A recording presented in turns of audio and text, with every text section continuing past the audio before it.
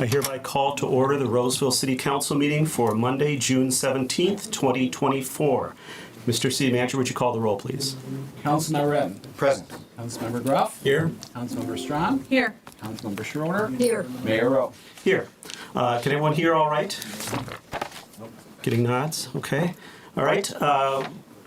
Thank you for being here at the meeting this evening. Just a couple of housekeeping matters as we start things. We always want to make sure if you have a cell phone to silence it or otherwise assure that it doesn't disrupt the meeting. Okay, something has changed. That's You can definitely hear us now, right? Okay, all right. With that, once again, just make sure you silence your cell phone or otherwise assure that it doesn't disrupt the meeting. We have one master copy of all the meeting materials in a 3-ring binder on the back table for the public's access if you need to look anything up. We also have multiple copies of the agenda on the table in the back right next to that, and if we need extra copies, we can certainly get those for folks. So we will have a number of opportunities for public comment during the meeting, and I'll go through some of the procedures for that and the rules and regulations of the council for public comment as we get to that, so be prepared for that. I think otherwise we'll go ahead and, can you hear us still? No, it went away. Not in the back, I can't. Yeah, in the middle. maybe we can find a setting between the two. He's playing with the gain instead of the volume. Yeah. So can you hear us in the council chambers now? Okay, all right. It's just weird because it kind of echoes back to us, and so we always want to we try to figure out the right way it works. Thank you for bearing with us in some of those technical difficulties. With that, we'll ask folks to stand if you're able for the Pledge of Allegiance. I pledge allegiance to the flag of the United States of America and to the republic for which it stands, one nation, under God, indivisible, with liberty and justice for all. All right, next on our agenda is approval of tonight's agenda. Mr. Trudgeon, are there any changes from a staff perspective to tonight's agenda? Yes, we do have a couple of changes. We'd like to remove item 9D, which is recycling cart request for quote responses. We'd like to take that off tonight's agendas for tonight's meeting and bring that forward at a different date. We need to get some additional clarification from the county on funding for those carts. We'd also like to remove item 12J of the consent agenda, declare midterm vacancies, just for some clarification in the timing of the appointments for the terms, so just get a clarification from the staff's perspective. Is that removing it from the agenda altogether or removing it from consent? From the consent. Got action. it. So we'll consider it earlier in the meeting then. Okay. So. All right, now folks, hear you in the back. you're having trouble hearing again? Yes. All right. Just leave it. We may just have to put up with an echo EPA system. We do want to make sure that folks can hear us. How about now? No. Still not? He is working on it. All right. Do we want to pause for a moment just to make sure we can get that taken care of? Because we do want people to be able to hear us. Is it better now? Little bit better, but maybe not all the way there. Not better at all. All right. Can we get it adjusted upward a little more? I hate to just keep talking, but unfortunately that's the way they can tell if it's working or not. I don't have any good stories to tell either.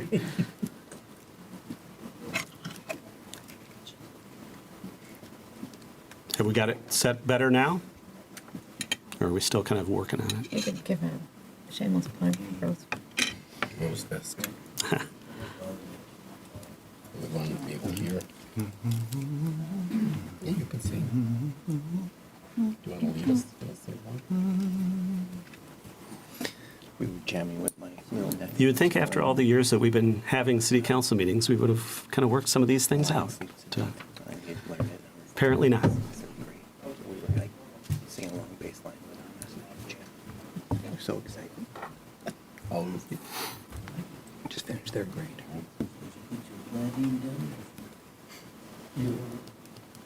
So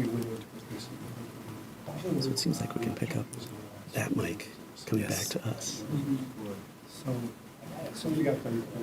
It does. That's strange. Do we need that mic if we have the mics down there? No, we don't. But they need to be able to hear us on these mics. I know, but, we're going to bring Ray back in now, so it's going to get serious. Left my glasses in my car. That's a lot of people. You might have time to go get them. So I've been kind of letting them hold.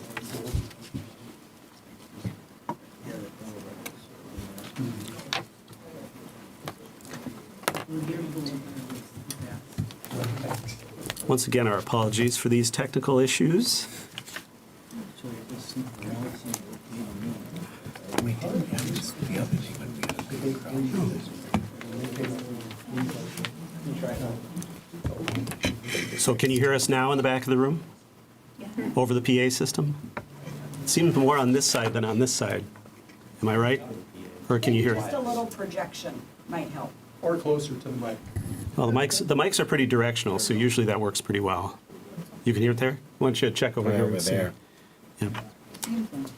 Just to be sure. Or else we're going to have everyone. Our city manager has a lot of various responsibilities, one of which is sound checks. You can hear it okay? Okay, okay. All right. Again, thank you for everyone's patience, and thank you to Mr. Trudgeon for those other duties as assigned. With that, I believe you had indicated from a staff perspective that item 9D would not be considered this evening on the recycling cart quote, and item 12J on the consent agenda would be moved to be separately considered earlier in the meeting this evening because of some things that needed to be talked through. Are there any other changes to the agenda requested by council members this evening? Items to remove from the consent agenda for separate consideration. All right. Do want to just do a check with the folks in the audience. I have a feeling that a lot of folks are here for the Board of Adjustments and Appeals on the McCarran's Boulevard fence. Is there anyone here this evening, though, that wishes to speak to or ask a question about an item in section 12 of tonight's agenda? It starts on the bottom of the first page and continues onto the second page. These items are fairly administrative in nature and are usually taken up at the end of the meeting as a single motion, but out of a courtesy to folks from the public, if anyone is here for one of those items and wishes to speak to it or ask a question, we can take that off the consent and move it earlier in the meeting for your comment or question. Is there anyone here for an item in section 12 of tonight's agenda, the consent agenda? All right, does not appear to be the case. That being the case, then we have the recommended agenda with the change to item 9D coming off altogether and item 12J being considered separately from the consent items. Is there a motion from the council to approve that amended agenda? So moved. Second. All right, it's been moved by Councilmember Schroeder, seconded by Councilmember Strawn. Discussion on the motion? Hearing none, all those in favor signify by saying aye. Aye. Opposed? That passes unanimously. We have our agenda for this evening. That brings us to our first opportunity for public comment.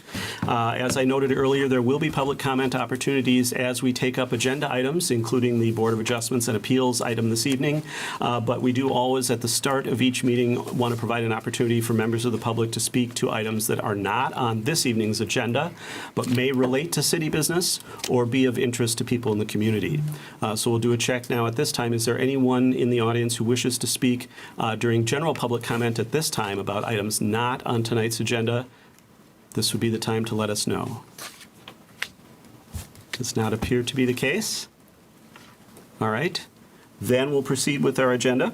Thank you. We'll move then on to recognitions and donations. And our first item this evening, well, first two items are a couple of proclamations, and then we've got a recognition of outgoing commissioners. And so we'll begin with the proclamations. The first proclamation this evening, item 5A, is a proclamation related to the Americans with Disability Act anniversary and its observance. And I'll read the proclamation, then a motion to approve would be in order.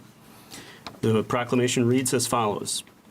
Whereas since 1990, the Americans with Disabilities Act has focused on ending discrimination against individuals with disabilities and promoting full integration and participation into society, and whereas ultimately 20% of Americans have a disability as defined by the Americans with Disabilities Act, a number projected to increase as our society ages, and whereas, as a direct result of the passage of the Americans with Disabilities Act, an increasing number of children and adults with disabilities are living and working and shopping alongside their neighbors, and whereas Roseville is becoming inclusive and free of physical communication and social barriers, and whereas state and local government services are continually improving to provide increasingly accessible services and programs to Minnesotans with disabilities, and whereas state and local governments, including Roseville, are beginning to understand the importance and relevance of providing accessible digital information and electronic services to Minnesotans with disabilities.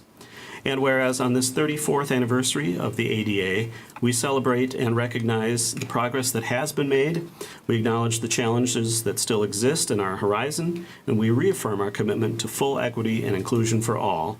Now, therefore, be it resolved, the City of Roseville hereby declares July 26th, 2024 as the anniversary of the ADA and urges people to recognize that observance. So moved. Second. All right, it's been moved by Councilmember Strawn, seconded by Councilmember Groff to approve that proclamation. Any discussion on the motion? I would just like to add, I'm very thankful for our parks as they look at Lexington Park, also adding accessibility items that we not only use it as a proclamation, but we work to try to have it be part of what we do as well. Certainly. Other discussion on the motion? Yeah. Hearing none, we've got the motion to approve that proclamation before us. All those in favor signify by saying aye. Aye. Opposed? That passes unanimously. That proclamation is approved. Our second proclamation this evening is related to July as Parks and Recreation Month in Roseville, and that proclamation reads as follows. Whereas Parks and Recreation programs are an essential part of the Roseville community, and whereas Parks and Recreation are vitally important to establishing and maintaining the quality of life in Roseville, ensuring the health of all citizens, and contributing to the economic and environmental well-being of the larger community, and whereas our Parks and Recreation programs build healthy, equitable, and active communities that aid in the prevention of chronic disease, promote social bonds by uniting neighbors, and also improve and ensure the physical, mental, and emotional health of all citizens. And whereas Parks and Recreation contribute to making Roseville an equitable community by offering diverse programs and services that are appealing and accessible to all of Roseville, educating community members about diverse cultures, and providing a gathering spot where neighbors can gather, interact, and build bonds. And whereas our Parks and Recreation programs increase Roseville's economic prosperity through increased property values, increased tourism, and the attraction and retention of residents and businesses, as well as crime reduction. And whereas our parks and natural recreation areas improve water quality, protect groundwater, prevent flooding, improve the quality of the air we breathe, provide vegetative buffers to development, and produce a habitat for wildlife. And whereas our parks and natural recreation areas ensure the ecological beauty of our community and provide a place for children and adults to connect with nature and recreate outdoors. And whereas the U.S. House of Representatives has designated July as Parks and Recreation Month, and whereas Roseville recognizes the benefits derived from parks and recreation resources as outlined in this proclamation, therefore be it resolved, the City of Roseville declares or proclaims July of 2024 as Parks and Recreation Month. So moved. Second. All right, it's been moved by Councilmember Atkins, seconded by Councilmember Shorter to approve that proclamation. Any discussion on that motion? No. Hearing none, all those in favor signify by saying aye. Aye. Opposed? That passes unanimously. That proclamation is approved. And then under recognitions and donations, we have this evening the opportunity to recognize current and past commissioners on the Human Rights Inclusion and Engagement Commission, as that commission is transitioning out of existence and being replaced by our Engagement and Equity and Inclusion Commission. I apologize. With that, I'll turn it over to somebody who knows this, can say this much better than me. That's our Assistant City Manager, Rebecca Olson. Ms. Thank Olson. you, Mayor, council members. I don't know if I can, but I will do my best. As you mentioned, we are here tonight to recognize the dedicated members of our Human Rights Inclusion and Engagement Commission. whose terms are ending with that transition to our new Equity and Inclusion Commission. We really want to just say thank you for their years of service and for all the work that they've done up until today. The other thing that I wanted to recognize is all the members that have contributed to this commission over the years. So this commission has had a variety of people participate since it was formed in 2017, and each of them contributed significantly to the work and laid the foundation for what we're doing and moving forward. I also wanted to make sure that we highlight some things that have happened over the last few years. More recently, there's been a lot of things that they've done, but just more recently, they've held a creative arts contest for our students in 2020 when we had a year of upheaval and unrest, and they had asked students to create something that addresses an issue and explain why it was important to them and how it had changed them. They've also held a dual language essay contest where we allowed students to participate in a second language with the essay contest, helping expand some of the inclusion efforts for those who might be doing that. In addition, they led several discussions surrounding the topic of conversion therapy during their monthly meetings. They created a space for community members to offer their input. This resulted in a recommendation to the City Council, which ultimately led to a ban on conversion therapy in Roseville. Additionally, they participated in our Envision Roseville community visioning process. Several of them served on that stakeholder committee. They've raised awareness of commissions by participating in our Rose Fest parade year after year after year. They've also worked on bringing in unique themes and groups to also walk in that parade. And last but not least, they have worked with our community members to draft and update many of the proclamations that you read here, to one of which I know that they worked on, the Americans with Disability Act, and they reached out to stakeholders to make sure that what we're saying and doing is meaningful and impactful.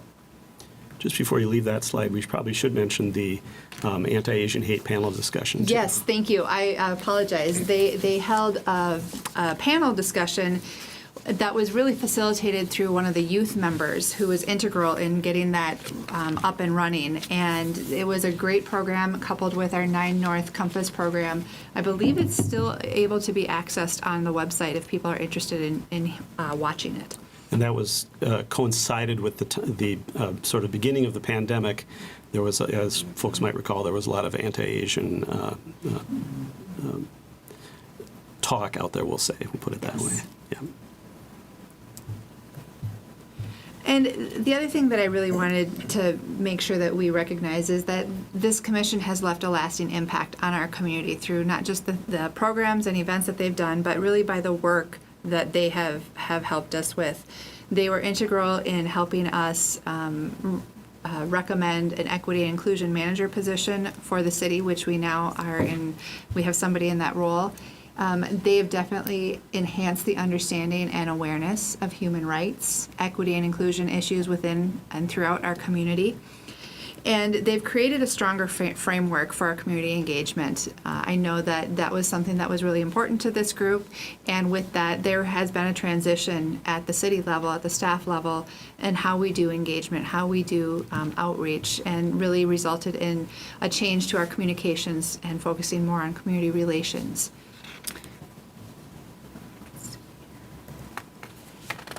So looking forward, so this new Equity and Inclusion Commission is building upon the foundation that these members have set. It's really important that we recognize the difference that they've made. It's something that doesn't come easy. It's months and hours of work, and all of them have been very dedicated and instrumental in shaping the inclusive, welcoming environment that Roseville has. We continue to build on that and continue to grow, but everyone that served on this commission has played an integral role in that, and I wanted to take an opportunity to say thank you. I do believe that we do have at least one member here from the commission, if I'm correct. I don't know if you want to bring her up. I think it's up to that member. If they want public recognition, we can have you come up and recognize your service. I wanted to say thank you to You'll have to come up so we can pick it up. Sorry to put you on the spot there. And if you could just introduce yourself, too, so everybody knows who you are. I am Gina, and I've been a part of HRIC commissions for 1 full year. This year has been very impactful for me, not only personally, but in every aspect, even as a mother, right? Human rights, inclusion. I'm an immigrant, and for me, having this position meant a lot because I think my perspective for Roseville, my perspective for city, my perspective for government is completely different than when you interviewed me. So I just want to say thank you to everybody for this opportunity. Well, thank you, and thank you for carrying the weight of all of the other members who aren't here this evening in your remarks and being recognized. So we appreciate that, and once again, thank you so much. Absolutely. Thank you.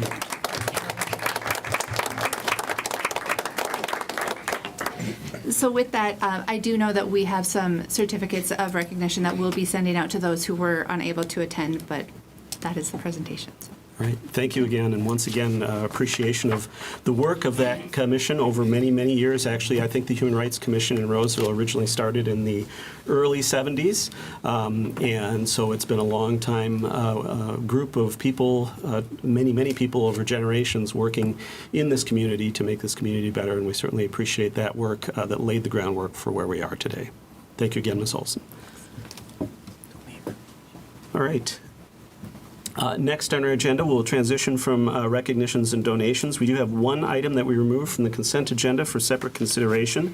That is item 12J, which is the declaration of vacancies on commissions, and that directly relates to our previous item. And I believe, Ms. Olson, you will be introducing this item unexpectedly this evening for us. Thank you. No, thank you, Mayor. Council members, we just wanted to bring this to attention because with the implementation of a new commission, the way that the policy reads indicates that at least 1/3 of the members shall be appointed to certain terms. And because the commission is established with 7 members, we wanted to make sure that we were clearly identifying how many members are being appointed to each term and term length. So the way we have it set so the policy reads that at least 1/3 of the members shall be appointed for 3-year terms. Up to 1/3 of members shall be appointed for 2-year terms, and the balance of members shall serve a 1-year term. In addition, complicating matters just a little bit, is this is a midterm vacancy. So we also have a partial term that we would be appointing people to beginning in September. So with that, the way staff kind of determined the numbers, it can go one of 2 ways. So because 1/3 of 7 is 2.3, that's not a whole person. We rounded down, but I don't know how, if council wants to round up, round down. So I will put this on, you should have this in front of you. I believe there's a revised document there, but here is the updated RCA with the table. I'm gonna get the wrong one.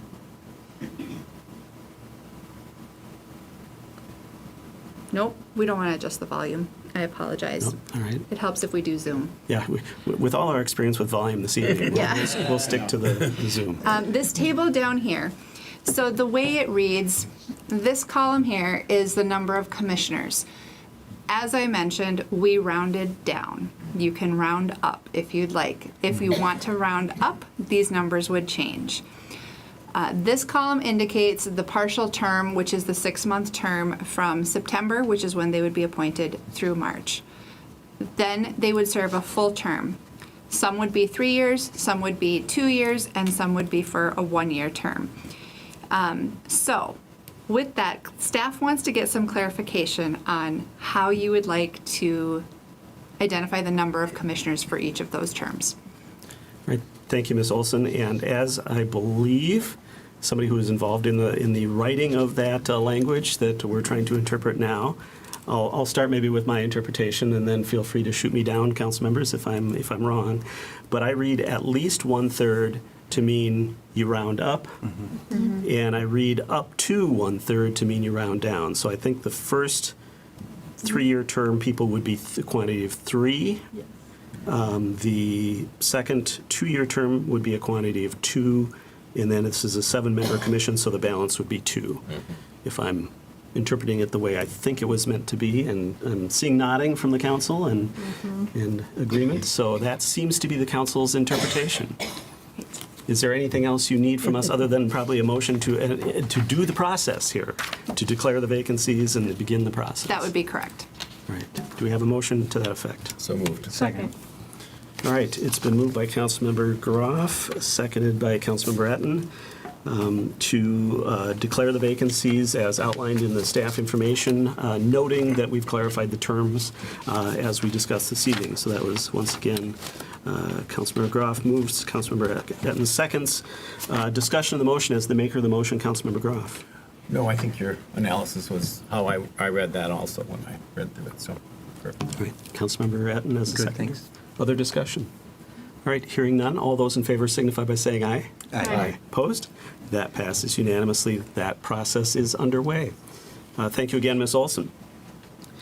That then brings us to our, we have to sort of change hats here this evening and change from being city council members to being members of the Board of Adjustments and Appeals, which is basically the council sitting as that.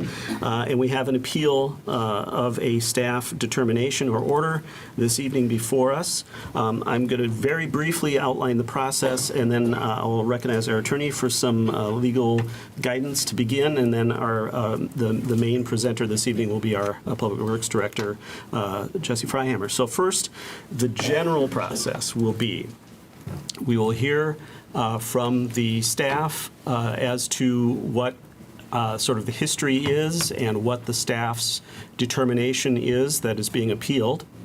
We'll hear from the applicant or the appealing party as to their appeal and arguments in support of it. We will then, well, first of all, I should say after each of those, we'll have an opportunity for questions from the council, first to the staff after their presentation, and then to the appealing party after their information. And then we'll provide an opportunity for public comment, and I'll talk more about that when we get there. And then after that, there'll be an opportunity to answer any questions that come up during public comment, either on the part of the city or on the part of the appealing party, depending on what the questions are and who they're directed to. As well, we'll provide an opportunity, because there usually are questions, and they may not all be of the appealing party. Certainly, if there's anything that the appealing party wants to clarify as a result of the comments or questions, at that point, they will have an opportunity to do that, and then we'll proceed to the board's consideration of the appeal. And we'll talk more, as I said, about the public comment process when we get there. I'll now turn it over to Ms. Tierney, our attorney, for some of the legal background and information that will be affecting or influencing our actions this evening. Thank you, Mayor Rowe, council members. Just a few details. There you go. Thank you. Just a few details. First, some questions have come in. Can you hear me? Should I speak louder? Some questions have come in from council members about whether the city has the authority to revoke. So you have to speak towards the microphone. Sorry. As much as you want to look at us when you talk. Some questions have come in about whether the city has the authority to revoke a permit after it has been issued, especially in a case like this where part of the work has been performed on that permit. The answer to that question is yes. If the council were to find that this permit was issued in error, then it is within the council's authority to revoke that permit. The next thing I wanted to address, and I can address more if you'd like, is in the appellant's materials, they had made a claim that the city was without authority to, well, if the applicant were to apply for a permit to obstruct the right-of-way, that the city would be without authority to deny that permit, and that isn't correct. That interpretation ignores section 707.16 of your code, which allows the director to determine that a denial of a permit application is necessary to protect the public health, safety, or welfare, or when necessary to protect the right-of-way and its current use. So again, if you should find that denial of, well, the permit application isn't actually before you today. It was more of an alternative argument being made, but I did want to provide the council that background. Okay. Are there any other issues you'd like me to address? perhaps when we get into it more. And just to clarify once again, the issue before us this evening is specifically the appeal of the determination by the staff. Sort of subsequent remedies or matters are sort of subject to actual applications and considerations of those at the appropriate time, or whatever other actions may be undertaken by anyone as a result of any action we take this evening. Whether that's some sort of appeal of the council's action related to the appeal or something like that, that all would be dealt with in turn as those events may or may not happen. But once again, the specific action this evening that we're being asked to consider is the appeal of the staff's determinations as outlined. I think I've said that correctly. All right. With that, then we'll turn it over to Mr. Freihammer for the staff presentation and information. Mr. Freihammer. Thank you, Mayor and Council. So I have a quick presentation just to kind of summarize what was in the packet to hopefully make it clear of how we got here. So this matters before Council to appeal an order from city staff to revoke a fence permit at 257 McCarran's and to remove the fence. So the graphic shown here is kind of a layout of the property. It is a very unique property. The area in kind of orange is the actual property limits of the property at 257 McCarran's. Ignore kind of the red areas. Those are actually individual parcels, but the right-of-way is actually defined by the green lines that go throughout there. So as you see, it is a very unique right-of-way compared to normal. So within the right-of-way, we do have, obviously, McCarran's Road. There's a pathway on the north side, as well as a split rail fence that was running along the majority of McCarran's Boulevard. So that's kind of the current use of the right-of-way, as well as utilities. So timeline for this permit, on November 8th, 2023, Mr. Carrera applied for a fence permit to replace the existing split rail fence with a 6-foot privacy fence. The fence application included this site plan, which is attached and shown as also an attachment 4 in the RCA. The site plan reflects a fence installed in front of the home, but did not include property lines or right-of-way lines. The submitted plan showed a fence that only went about 3/4 of the property and did not extend fully to the driveway or at all on the east side of the driveway. On November 14th, 2023, engineering staff did approve the review of the fence permit application. Subsequently, on February 1st of 2024, the building staff approved the permit and made it ready to issue, and then the fence permit was paid for and issued on April 12th, 2024. So fence work began on April 23rd, 2024. Once staff observed the fence construction, they realized the fence permit application was issued should not have been issued or approved. This determination was based on the fact that the fence was being constructed in the right-of-way without a right-of-way permit or an encroachment agreement, and it was being constructed in excess of what was submitted on the site plan. Staff issued a stop work order on April 24th, 2024. So this next graphic just kind of shows a couple of photos. Attachment 5, which is in the upper left-hand corner, shows the fence at the time of the stop work order being issued.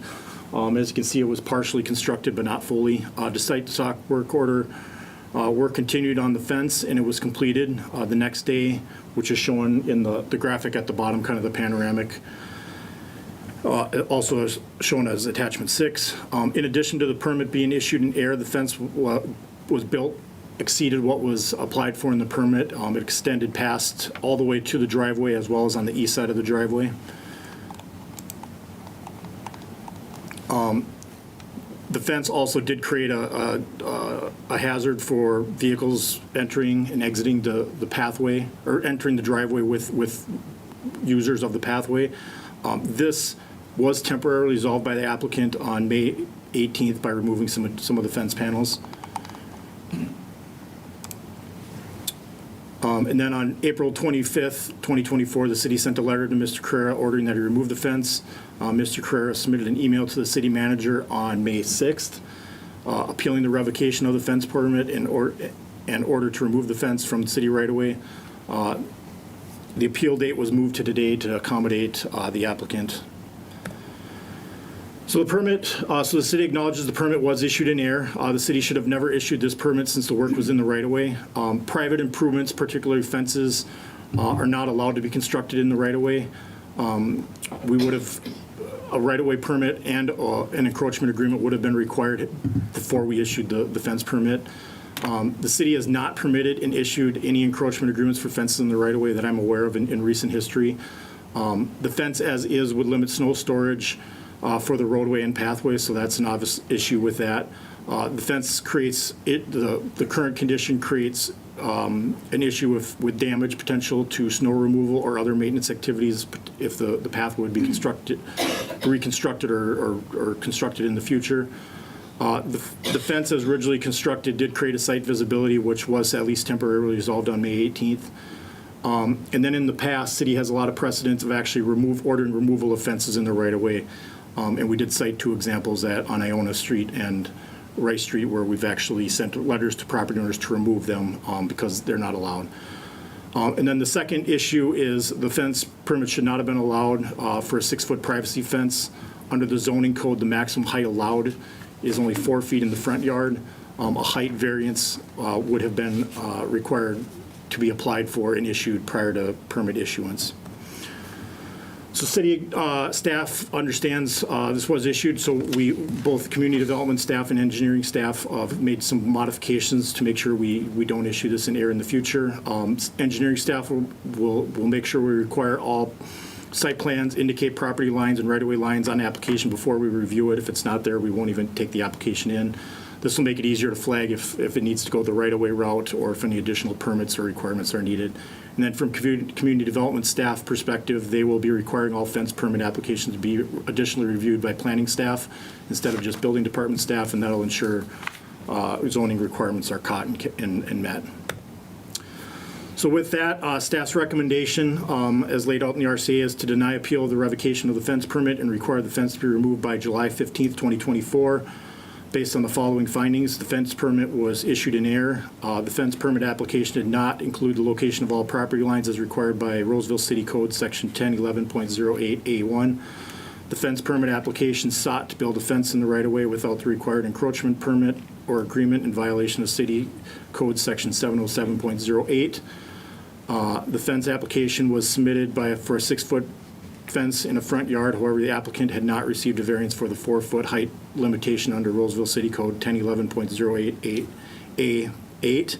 The fence construction did not reflect the fence depicted on the plans provided in the permit application. So with that, staff would recommend council approve a resolution, which is attachment 12, which is the updated bench handout, upholding staff determination, 1, revoking the fence permit, and 2, requiring the fence to be removed from the right-of-way no later than July 15th. So with that, I can answer any questions the council may have, and community development staff is here as well if we need them as well. All right, thank you, Mr. Fryhammer. Are there questions from the council for staff? I did just have one question. Was part of the staff's original determination anything to do with both removing the fence and replacing the split rail fence, or was it strictly just to remove the fence? Strictly just to remove the fence. Okay, because I know that was sort of in the mix at some point in some conversations. I just want to make sure I was clear on that. In terms of the topography of that area and not having anything along the pathway, are there any safety concerns if at some point if the fence is removed and there's nothing there at all until perhaps something is put in place?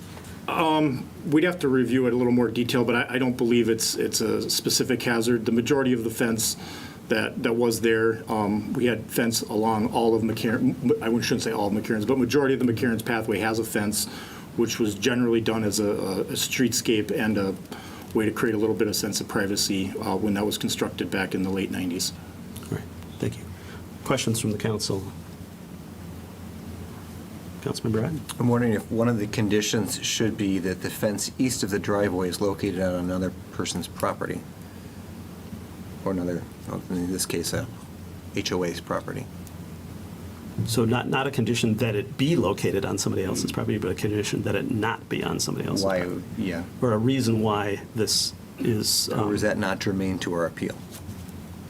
Councilmember Bratton, council members, I think that's germane to your appeal. You could certainly add that as an additional basis to deny the appeal of the revocation.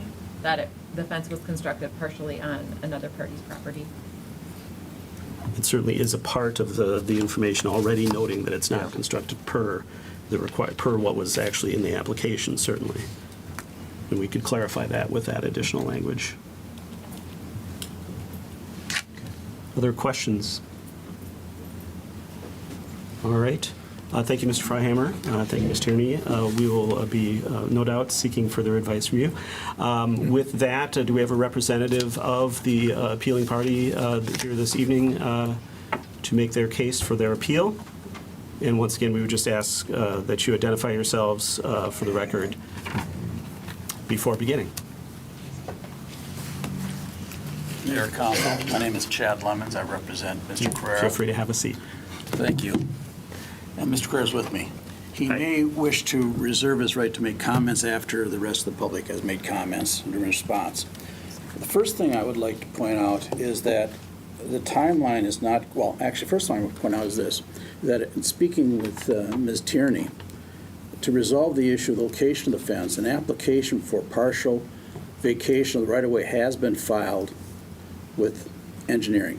Now, it's only been filed a week ago, so therefore it's far from being to the point where you can consider it, but it has been filed to resolve that issue. Other point I'd like to make is that the timeline is not quite correct. On July 13th, 2021, Mr. Carrera submitted an email to Mr. Frankheimer and Mr. England. He asked the following. First of all, he attached a diagram and plan for replacing the city fence, which would be the post fence we've been talking about, with a privacy fence. And that diagram was showing a new privacy fence, 6 feet in height, located in the same location as the pre-existing post and rail fence. So it was clear what he was going to do as of 2021. He also, and again, provided a diagram showing the location where the fence would be built. He again provided plans showing the height of the fence be 6 feet. Now, he also asked the question, would his construction require an easement or an encroachment agreement? So the issue was raised back in 2021, over 2 years before the permit was filed with the city, as to whether or not he would require an encroachment agreement. So the question, he did raise the question. And he also made this, I think, very pertinent comment. If his proposal was not feasible, did the city have any alternatives that he could consider, could send to the city, which would fit within the guidelines? So he made every attempt to work with the city staff and make sure his plans did conform with city ordinances. Now, regarding your ordinances, Mr. Frankenheimer said that a fence, first of all, under 1011.08B, if it deals with residential fences, it says, no fence used for screening or security shall exceed 6.5 feet in height. It's clear that a fence up to 6.5 feet could be applied for, and Mr. Carrera only applied for a 6-foot fence. And he does need it for security purposes. He'll explain on more than one occasion he's found people sleeping on his back deck. And as you've seen those photos, the location of his house in relation to the location of the right-of-way is very close. So it's very easy for people to simply wander off McCarran's Boulevard and enter his property. So he does need a fence for security purposes, and for privacy for that matter, too. I would also point out something else. On page 9 of the report, the term variance is used. What your ordinance actually states, I'm referring to 1011.08A8, fences exceeding 4 feet in height shall require a permit from the city. It says nothing about variance. It simply says a permit. And it'd be my point that by applying for a permit, which set forth he was going to construct a fence at 6 feet in height, and that permit was applied, he has satisfied the requirements of your own ordinance. A variance is not needed. He only needs to get a permit. He's done that. Now, a couple other things. I think safety is an issue here. if you've seen the property, you'd see how the proximity of the house to the right-of-way is. You've also seen the fact that the slope from the right-of-way to Mr. Carrera's house doesn't go up, it goes down. And clearly, some kind of security device, some kind of fencing has to be in place along the trail to avoid the possibility of a car leaving McCarran's Boulevard and basically running into Mr. Carrera's house. And I think the same thing would be true of a cyclist too. There's a possibility a cyclist could accidentally leave the pathway and run into Mr. Carrera's house, which would be more of a damage to the cyclist than to the house.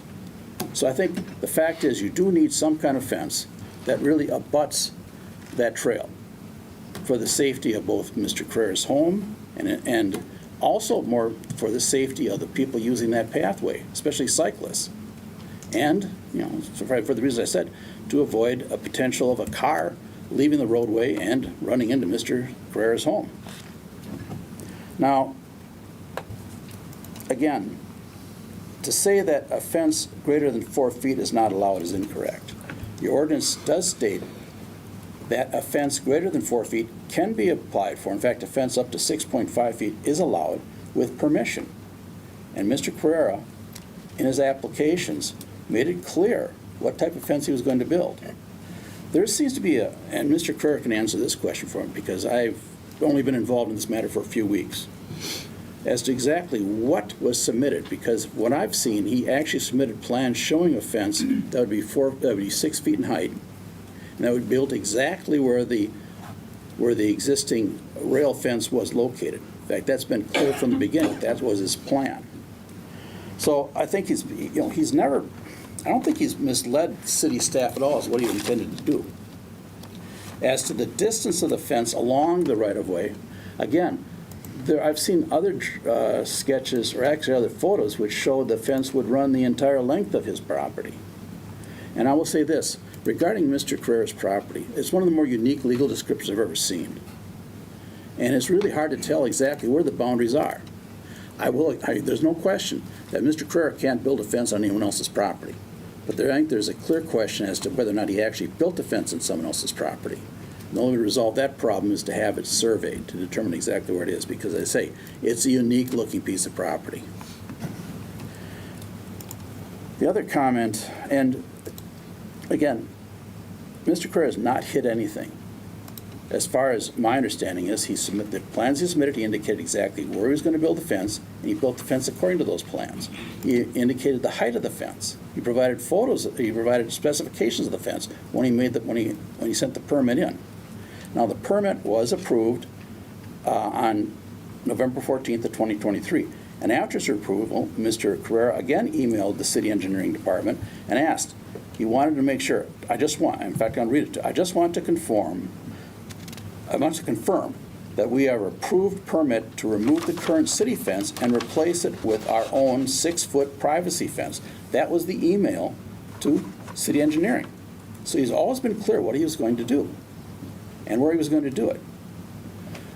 The one issue is the right-of-way. There's no question about that. And even that is an interesting situation, given the fact that city right-of-way overlaps with right-of-way running in favor of the St. Paul Regional Water Department. It's rather more unique, one of the more unique titles I've ever seen in my career. So, I mean, there's a lot of questions here. But the fact is, in terms of the location of the fence, we have applied for a vacation that would hopefully resolve that issue. Mr. Carrera, you may want to make some comments now. Yes. Hi. How are you all doing? Good? So far, so I think the last time we talked was 4 years ago for Airbnb stuff. So, and things have been great since then. I didn't get to really introduce myself last time. I think we had to go right into what was going on at that time. So I'd like to introduce me. And my name's Eric Carrera. I've been a resident of Roseville for about 4 years now, going on 5. I live there. It is my home. It is where I live. It is where my wife lives. It's where my dog lives, Noki. It is where we live. This is our home. I want people to understand that because there's been some discussions otherwise. But we live there. Any of my neighbors know that I'm there daily. We also live and work in the cities. I've been a hospitality professional for the past 15 years in the cities. I have restaurants in Minneapolis and St. Paul. I have rentals in St. Paul. I have rentals in Wisconsin. I have rentals in Florida that we manage. I do consulting. I have ran nonprofits in the city here, and I have done a multitude of things that require the ability to manage licenses, apply for permits, apply for variances, apply for organizational right-of-ways, a significant amount of city compliance. A lot of it. Right now, probably over 50 different licenses and permits. I've worked with St. Paul, Minneapolis, Ramsey, Hennepin, Wisconsin, Pierce County, Department of Labor, Department of Revenue, Department of Health, MNsure, Sarasota, Florida, Costa Rica agencies, California, Bloomington, Edina, Wayzata, all have signatures with my name on it applying for permits, right-of-ways, variances, liquor licenses, food and beverage licenses. Never, not one, have I had an issue. I've never had a violation. I've never had an issue. The only one was here in Roseville when we initially applied for an Airbnb license. And that later, 2 weeks later, after the city staff recommended that they suspend the license before I even got it, was taken to court and dismissed within 2 minutes. So my reputation of how I've been operating and how I've been applying for things and working with the city has been difficult, it has been hard, but I've been doing it in good faith. This last time with a fence, I worked on this fence permit because I knew it is a difficult property, a contentious property in regards to how the bounds and meets are. And for 3 years, checks and balances. When that permit was initially reviewed, it took 3 months to review, or 4 months, whatever the timeline says. And I thought it was because they were doing so much checks and balances, that they were making sure it was right, that they got everything complete, that there was nothing else. That is why my immediate response, when that permit came through digitally, are you sure I'm allowed to do this? And their response was yes. I called, they said yes. I don't know what to do besides that. In fact, when I called and found out that I got a stop work order when I wasn't even at work, and the stop work order came at the end of the day, no one responded to me. No one would pick up my phone call. I called 6 times, multiple different city staff members. No one responded. And all it said on the stop work order was, apply for a right-of-way permit, which I applied for back in 21 when I was doing other work to the house. And at that time, I asked, hey, if I ever do a fence, do I need a right-of-way permit? And they voided it and said, no, you apply for a fence permit, and we'll tell you what you need then. So when I got my fence permit, I did what they said. Do I need a right-of-way permit? Do I need anything else? No. I don't know what else to do. I really don't. I would just like to emphasize a few points very, very quickly. One is, it's clear a fence needs to be constructed along that pathway for the safety of both the public and for Mr. Carrera. Second is he's done everything he could to satisfy the requirements of the ordinance. He's talked to engineering on multiple occasions, beginning back in 2021. Furthermore, your ordinance does allow a fence. Okay, let's be clear. It does not say you can't build a fence higher than 4 feet. It allows a fence up to 6.5 feet with permission. And by applying for that permit and being granted it, he received permission to construct a fence 6 feet high. He's always been clear as to what type of fence he was going to build, the height of the fence, and the location of the fence. At this, I have nothing more to add. Go ahead. Well, I was just going to say, I didn't want to cut you off, but we were going to go to questions then if you Sure. were ready for questions. I understand. Go ahead. All right. Are there questions for Mr. Carrera as attorney from the council at this point? No. I do have one question in relation to the application materials. The staff indicated in the staff report that the diagram of the fence that was submitted with the application materials was the diagram that showed the fence not running the entire property length, sort of the pink line. Do you contend that you submitted different or other information as part of your application? Well, all I can tell you, Mayor, is that when I'm reviewing the information I received, from Mr. Carrera, that the proposed location actually ran the entire length. I have a photo of that, which I can drop off. Is there a photo of the documentation that was submitted with the application? Proposed fence. Mhm. Yeah, and I noticed the same problem. There's a discrepancy. And I can't explain it, but I will say that what I've seen indicates that he intended to build a fence the entire length. If you have that information, I guess Sure. that I'd ask that you provide it to Mr. Trudgeon so that we can get copies No of that. problem, I will do that. All right. Are there other questions for Mr. Carrera as attorney? All right. Thank you again, and we will provide you an opportunity for comment later in the process. Thank you for your time. All right, thank you. And if we can get a copy of that documentation. All right. With that, we'll proceed then to public comment, and I do want to provide a little bit of guidance for the public comment this evening because we have a very specific item before us, and it can be tempting to comment as to other matters that are not before the City Council this evening, including short-term rental license, including performance under such a license, including whether or not you think any fence should be on the property. Clearly, the city ordinances do allow for fencing with proper permission on properties in the city, and as has been discussed, we can't have fences built in public right-of-way either without some sort of agreement from the city or that right-of-way being turned over to the property owner. So all those matters are not necessarily items that we need comment on this evening. I think the question before the council, as the Board of Adjustments and Appeals, is did the staff act appropriately and according to code in the revocation of the permit and the request to remove the fence? That is really what's before us this evening. And that's what we're considering as the appeal. The appeal is indicating that that was not a correct action by the staff. So that is what's before us this evening. I do want to also note, just for the general rules of the road with respect to public comment, which is that we ask you when you come up, if you have a question or a comment that might be directed at the applicant or staff, that you direct your comments just to the council.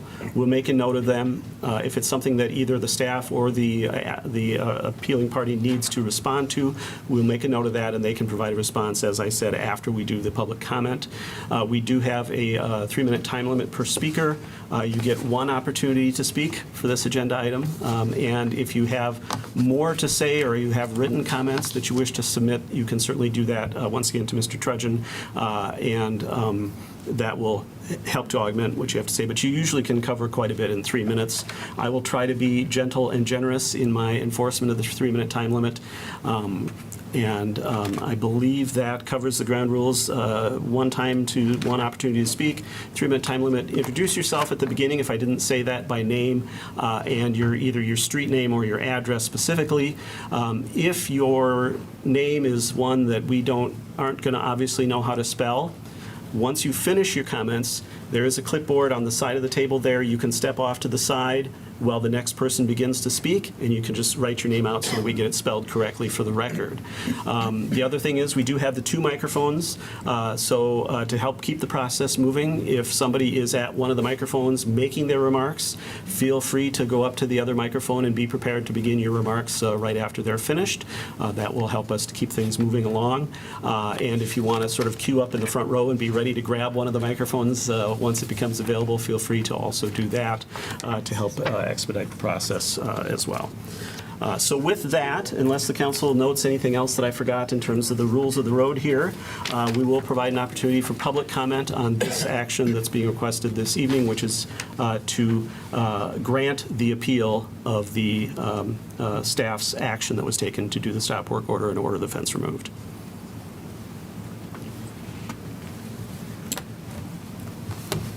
Hello and welcome. Good evening, Roger Anderson, 13605 First Avenue North in Plymouth, Minnesota.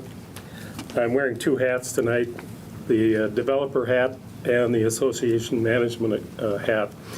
Back in COVID, we met in a Teams meeting to approve this plat, and I developed it, and now I'm the association manager, so I have dual roles. I don't know how many of you were here during that process, but the aesthetics and the appearance and the trail connection and all those things are discussed at great length during that process. And it's a key to making Roseville and these things work. And this fence flies right in the face of that, obviously, as a developer. It just smacks in the face of my folks that have purchased there, et cetera. And I won't dwell on that. They'll have more to discuss about that. But you know, we support the revocation of this permit. This fence never should have been built. And unfortunately, there was an error made in how it happened. It's on the right-of-way. It has other problems in location. I'll show you our survey of the property and why they built fence on our property, which I don't think anybody here would appreciate if somebody put a fence across 30 feet of your land. So for all the reasons the staff pointed out, we think that fence should be taken down. We also feel it should be restored. We've got fence all the way along McCarran's on the north side of the trail, and I think looks nice. You know, and there's a retaining wall in that area. At his property, there's a drop-off in that area. I think restoring the fence with to the state it was before is really something that's important. Besides the fact that it's not in conformance with the code, it approaches, this can be on camera line here. It approaches 7 feet in height on the very west end because I believe he kept the top of the fence even and the ground dropped away, and I think you measure a fence from the ground up. At this particular point, it's like 8.5 inches higher, so it's not a 6-foot fence. It's more than that, and we can check it all the way along, but this is just for your information. The other question that was thrown out is this area isn't defined particularly well. I beg to differ with that because when we went through the platting process, we had extensive work on the right-of-way, and we actually replatted all of McCarran's Boulevard. Now, can this, let's see, I guess I got to slide over a bit. The area that we're talking about is shaded in yellow here. It's a little hard to see, but this is the driveway that goes into this property. Our property goes right up to that driveway, right to the very edge. And that little tip that you see there was actually vacated or turned over to that property in a past era. I don't know when it happened. But this is defined, it's platted property with the county, it's monumented, and the fact that he chose to build the fence, as on this drawing, across our property is absolutely something he cannot do. Again, you see the edge of the concrete driveway across here?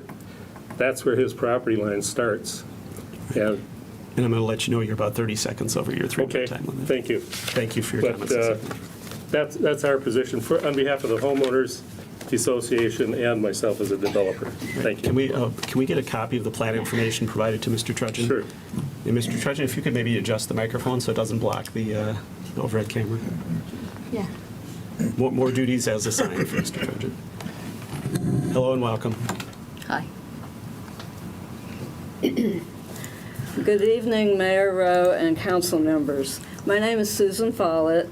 Gary Dion and I have lived at 249 McCarran's Place West for just 7 months, but our history with Roseville is long. The bulk of our careers was at Sperry Unisys in Roseville, and we built our first home on Autumn Place. Imagine our delight in 2022 Searching in multiple states for our forever home, we discovered the enclave at McCarran's with Lakeview lots. And we were thrilled by Roseville's burgeoning diversity and blossoming character. From initial framing of our house, we loved the area. Daily, through our windows, imaginary at first, and on walks along the path on McCarran's Boulevard, we saw countless others enjoying the open, welcoming character that is the McCarran's Lake neighborhood. Fenced for the safety of trail users by an open, low, three-rail, distressed wood structure that blends so seamlessly with nature it almost disappears.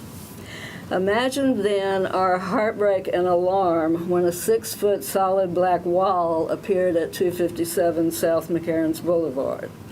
That wall compromised the view for us, our neighbors, and fellow trail users. That wall has separated neighbor from neighbor, threatened everyone's safety, and impacted property values. In Roseville's planning and governing documents, we have happily noted the emphasis the city places on protecting the character and safety of its neighborhoods. Passages in the 2018 management plan, such as aesthetics for the public and landowners that enjoy the lake, speak to that being a guiding principle for the city. The variance application and review process states that a variance, if granted, will not alter the essential character of the locality. Numerous references in the 2040 comprehensive plan contrast sharply with the 6-foot solid black wall at 257. In particular, enhancing the quality of life for all residents and public safety viewed as a foundational responsibility of the city. One word, though, says it all: placemaking, which the plan explains as strengthening the connection between people and the places they share via particular attention to the physical, cultural, and social identities that define a place. And so, we concur with the city's resolution calling for a removal of the fence, which violates our neighbors' culture and safety. We oppose approval of any variances or encroachments, and we urge each of you to remain steadfast in your stewardship of our McCarran's Lake neighborhood. Thank you for your thoughtful consideration. Thank you. Hello, welcome. Roger Hess, Wagner Place. Just two quick questions. One, if this goes to court, does the city's attorney, would their fees be covered by their normal yearly what you pay them, or would they be charging you separately for going to court for that? And my second question is, if the city decided tomorrow on their own to remove this fence and put up a city-owned fence again, is that possible? Thank you. Thank you, Mr. Hess. Hello and welcome.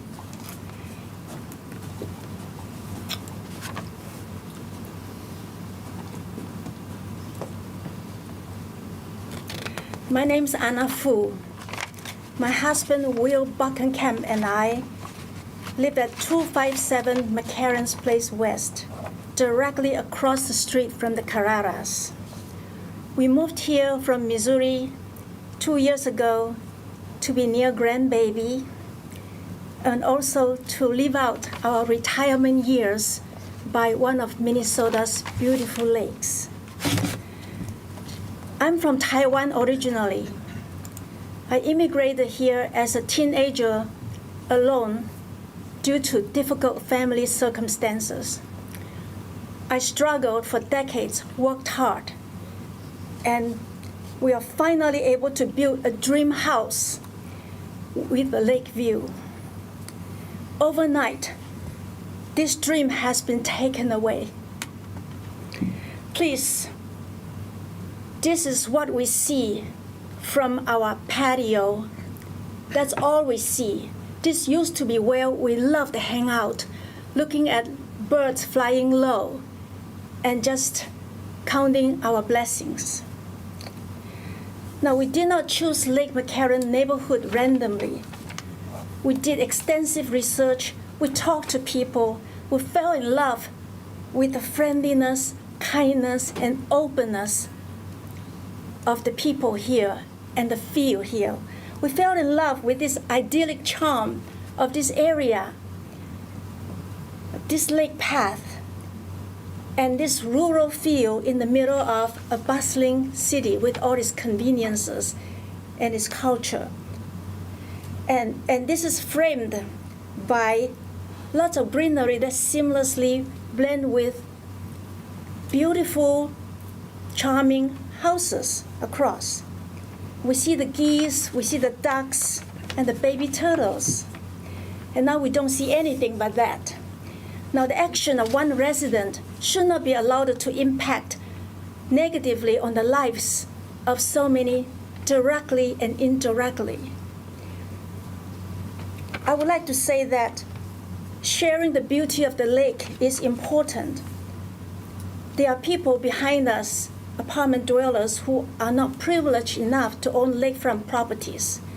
I see many of them bringing their elders and their children to stroll along this area. Now, I only talked to one family who did not speak perfect English. I did not get their name, I'm sorry, but I know that their quality of life have been negatively impacted as well. Now, this fence is very long, as you see. We believe that we should protect and watch out for each other rather than blocking each other. We understand the need for privacy and safety. We all do, but this is not the way to do it. Thank you very much. Thank you for your comments.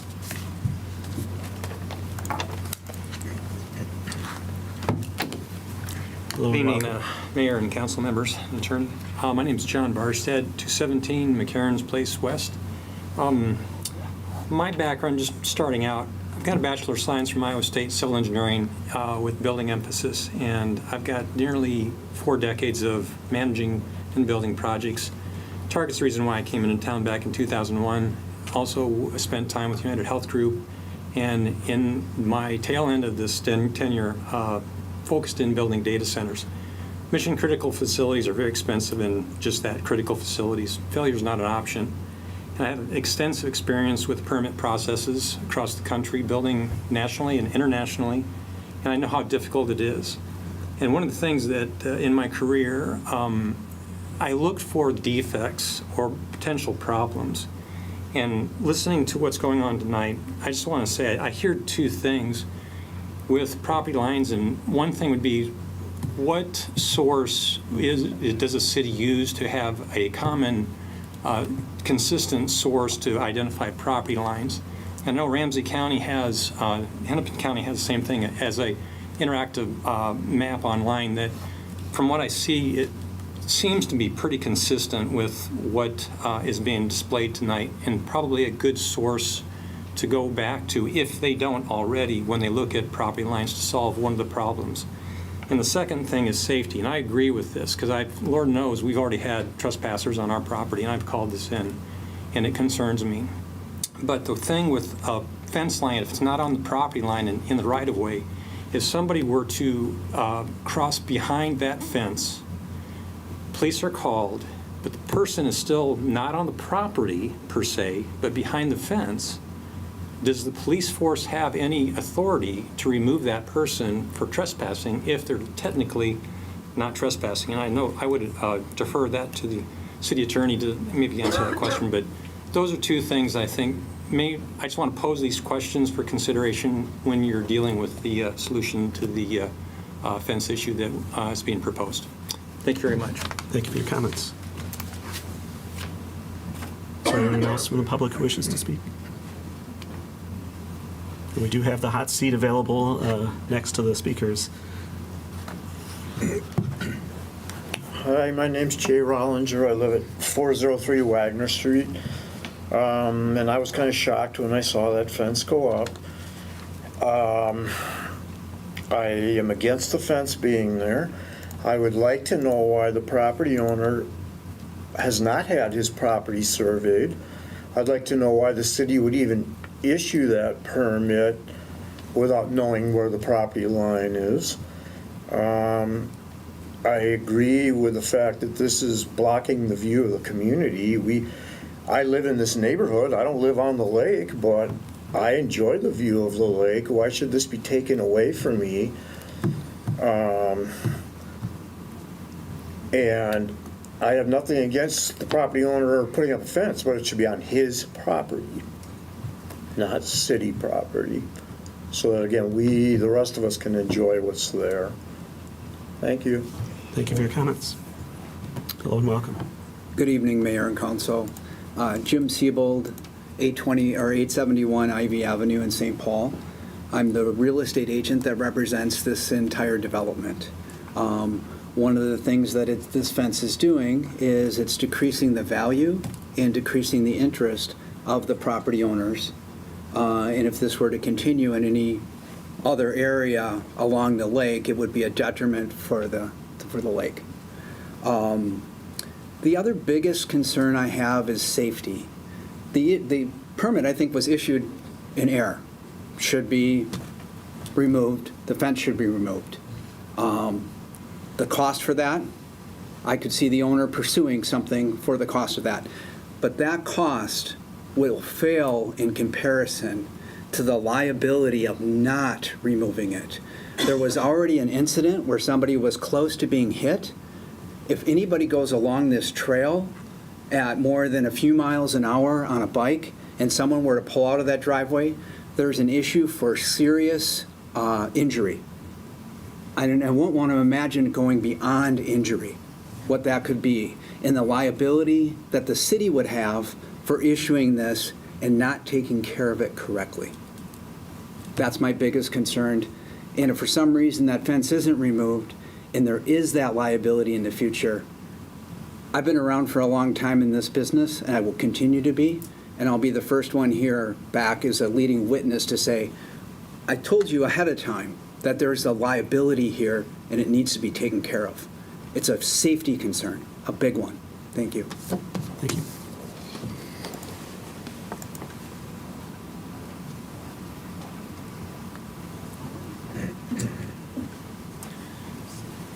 Good evening, Mayor and council members. My name is Steve Alsop. I'm here representing Ovation Homes. My address is 5924 Abbott Avenue South, Edina, Minnesota. Ovation Homes has made a significant investment in Roseville through the purchase of most of the lots in this development. And we believe that our investment has been negatively impacted by the construction of this fence, and we would support the denial of the appeal and the removal of the fence and the revocation of the permit. It goes without saying, visually, you've all seen the pictures. This is a significant event in the marketability of the remaining properties that we have here, in addition to the impact to the people who have already purchased properties in the McCarran's Lake project. Thank you. Thank you.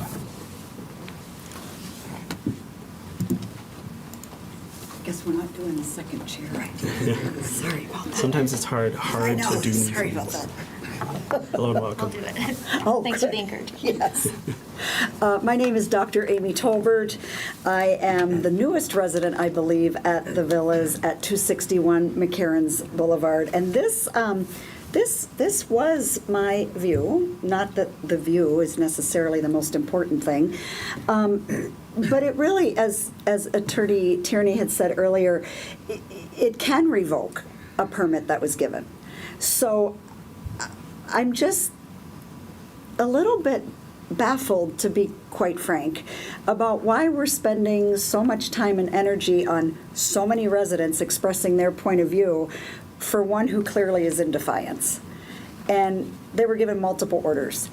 And, you know, we'll stay at it as long as we need to as well. I moved to Roseville in 1986 when I first moved to the state, and have truly missed it ever since. I ended up moving to Circle Pines. I went to Arden Hills. 30 years I was in Arden Hills. This was going to be my new dream home. I just want to point out that I did not think that it was going to be without a blocked view at some point. These arborvitaes are literally 18 inches away from that fence.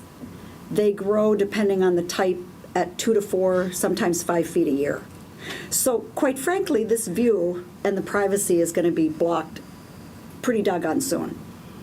And I'm not sure what the need was for that, but I also want to just point out another argument that a car might run into that. It's a 30-mile-an-hour street. Nobody speeds on that street that I have seen. Bikes, of course, are very careful. And look, it's straight. I don't know what you'd have to be doing to kind of worry about that. You know, it would happen probably anywhere.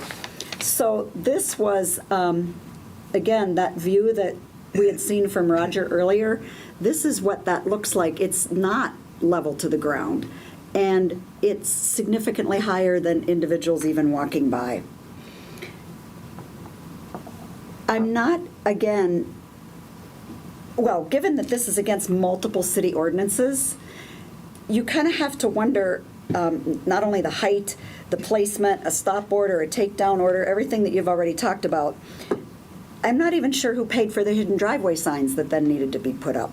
Was that another expense by the city to cover the stop order that was not adhered to or defied? It's just an interesting conundrum that I think we all find ourselves in. And if this removal order is not revoked, you, the city council, are not adhering to your own ordinances. And indirectly, I can tell you from my personal field of experience and expertise in the field of inclusion, it indirectly does not support what was said earlier at the beginning, which I am very thankful for. It doesn't support your equity and inclusion work. It's not about race or gender, but it is another level of inclusion. Inclusion is what I've always experienced at Roseville, and I think it's a very dangerous precedent. I mean, if this doesn't get revoked, you're basically saying that Roseville is a free-for-all. And then look out, because everybody's going to use it as an example moving forward. It certainly wasn't the city that I thought I was returning to. So, thank you. Thank you. Hello and welcome. Hi, thanks. I'm Maggie Corder. I live on McCarran's Boulevard South, 286. I did write a letter to the council and the mayor. I just thought I'd come today to have just see what was the discussion further and have a few thoughts after listening. So I definitely sympathize with Mr. Carrera. I'm sure the frustration of having this permit created an error. I similarly noticed the arguments that were made that it means they could keep the permit because it was already issued, but I heard earlier from the city attorney that that it is within your rights to revoke a permit. I also have the same question as you, Mayor, about the diagram discrepancy about what actual was in the site plan, because that just brought me some pause as to what did the permit actually include for how large of a fence this was going to be. I was happy to hear that some changes were going to be implemented. Hopefully this won't happen again. Yeah, and I also wanted to say I empathize with Mr. Carrera about the trespassing in their yard. I'm sure many people can empathize with that. I've definitely had individuals trespass in my yard. I think that just is something that happens. But I don't think the fence will solve that issue, especially considering it seems now to know that the fence that will be on one side of the driveway won't even be allowed, it seems, because it seems like potentially someone else's property. So there'll be a very large gap that someone could still enter the property on. And actually on the other side of the fence, which is closer to my house, there's a large gap there as well because it's someone else's property on their parcel on this lakeside. So there's a very easy way to get into the yard. So I just think it only creates more of an issue of safety for the larger community. A lot of folks have said this. I just was going to reiterate my own feeling of concern of having such a large fence right next to a very well-used pathway, the concern of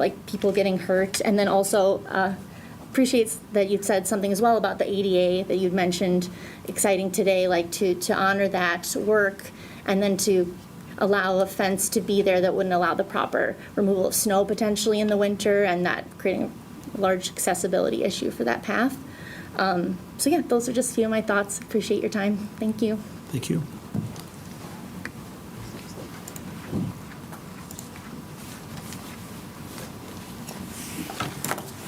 Diane Hilden, greetings, City Council members. It seems to me that we have spent a whole lot of time, money, and energy on this project, this proposed project.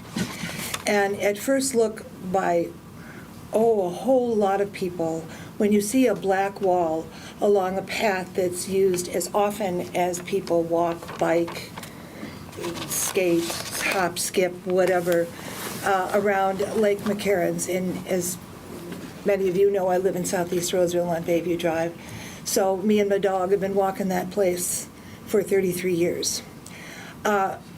Anybody at first view would look at that and say, what are they hiding behind a big black, what amounts to a wall? I would find it very hard to characterize that construction as a fence. To me, it's a wall. And I appreciate many of the remarks that have been given previously about mentioning that in terms of the good of a lot of people. I think I certainly highly recommend that the staff revoke the permit. I understand, I've heard so many calls and comments and people stopping by my house, surprise, surprise, mentioning what's going on and their concerns about it. And one of the things that was mentioned to me is that there was a misrepresentation initially by the gentleman's name that's here this evening, who owns the property, that about his ownership of the property, that he had listed someone else's as the ownership, as the previous owner, the Schroeder family, who lived there for a very, very long time. And I happen to know those people. They were lovely neighbors. They never mentioned, I never heard one word in all that 33 years of their having problems with people breaking into their house or having problems like that. As many of you know, the police department in Roseville certainly knows I've had experienced a lot of problems being on the lake with people who rent that property and who act in ways that our neighborhood finds highly inappropriate. I find it hard to believe that the gentleman this evening owns that property and lives there when it is you routinely rented. I think the fence, the city of Roseville has the fence around the lake. Some of you may remember many years ago, the Lake McCarran's Neighborhood Association worked with the city to get a fence to help all other people that lived around the lake that have property across the street from them or down, they live back in one of the houses off of South McCarran's, so that their property was delineated. And I don't know that, I do know that some of them do have vagrant types coming to their docks and fishing off of them or sitting at their lakefront houses or, chairs or whatever around there. And I suppose it's a nuisance. I suppose it's inevitable given the location. There is, by the way, on South McCarran's, way further down, a Ramsey County access point, which nobody knows exists because it's overrun, and I've been working on that one for many years. Someday. We're at about 3 minutes and 30 seconds. Okay, So if you good. can finish your thought. I just don't think there are I think the safety issues are more for anyone in the neighborhood or who happens to go down the path in that area, and I don't know.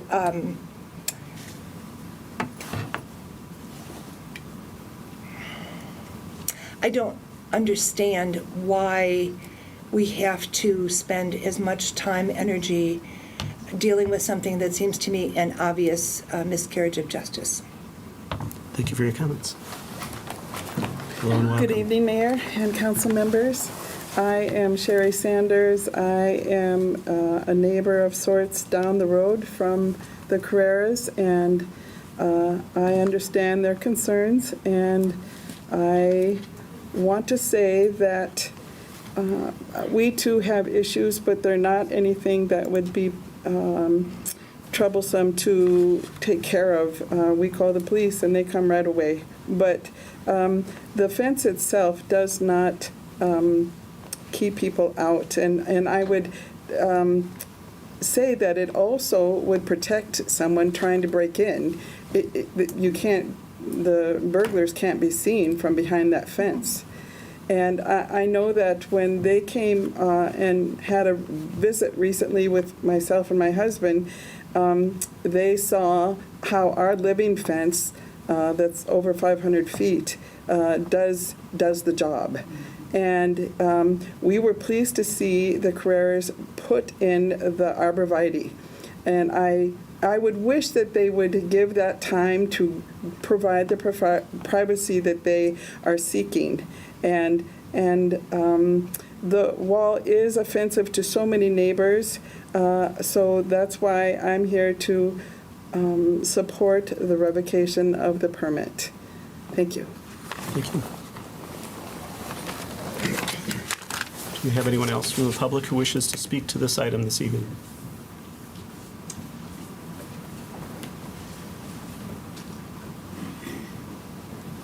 Hi. Hello and welcome. You've got quite a nice setup here. It's lovely. Well, thank you. I'm Mary Ann Journey, and we've lived on the lake, my husband for 80 years, me for 50 years, and we've owned the property in front of the lake, in front of our property, because we're on the south side, for many years. When they put the path around the lake and they added the fence, it was just a lovely thing that for the neighborhood, and so many people have enjoyed it. And my point is that you're kind of setting a precedence here if this goes through, because we could choose to petition to put a 6-foot fence in front of our piece of the lake, since you already allowed somebody else to do that. So when we're down by the lake, people don't see us. And that would really look bad. It just seems to me like Roseville made a little mistake here. And I'm sorry about that, and I'm sorry for the homeowners having to go through this in good conscience, perhaps. But it is, that fence is really about as ugly as they get, and it really spoils the kind of the whole ambience of the lake. I really hope you take this permit away. Thank you. Thank you for your comments. My name is Mary Beth Hess. I live on Shady Beach Avenue in Roseville. Our son and daughter-in-law were actually walking around the lake when they came back and said we saw a 3-year-old almost get killed because there was a truck coming out of the Carrera property and couldn't see all the traffic going by. So there was a pretty close call, very dangerous. The other issue I have is that if anybody were to put a 6-foot fence or 4-foot fence or whatever on the lakeside, it's going to affect all the people across the street or all the people walking around the lake. So I guess what I'm hearing you guys say is that it's okay if he has this fence if it's on his own property. But that's still going to impact so many people across the lake, all these people that used to have lake views. So is it a precedent that maybe needs to be talked about, that in issuing fences that may affect other people across the street? Thank you. Great. Thank you for your comments. Is there anyone else who wishes to speak on this item this evening? All right. It appears that everybody who wished to has spoken. We thank everyone for their comments. And now, as promised, we will... Well, yes, there will be that opportunity, as I said earlier. The first thing I wanted to do is get 2 responses that the city and staff could respond to. And so we'll start there, as we always do. And I just need to get myself back to where that was in my notes.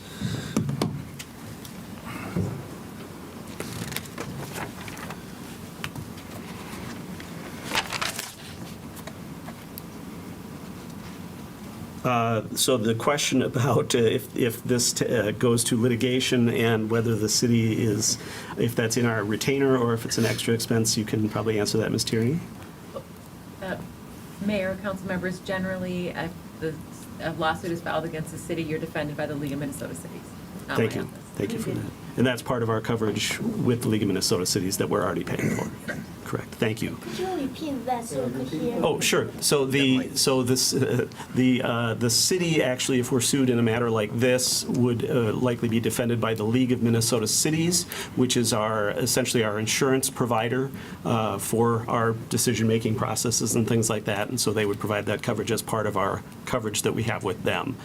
So it would not necessarily be additional cost to the city. Although I would note that just as a matter of principle, from my perspective, I don't know that I would make a decision based on whether there's cost to support our position, if our position is a valid position. But that's just my editorial comment. Thank you. Next.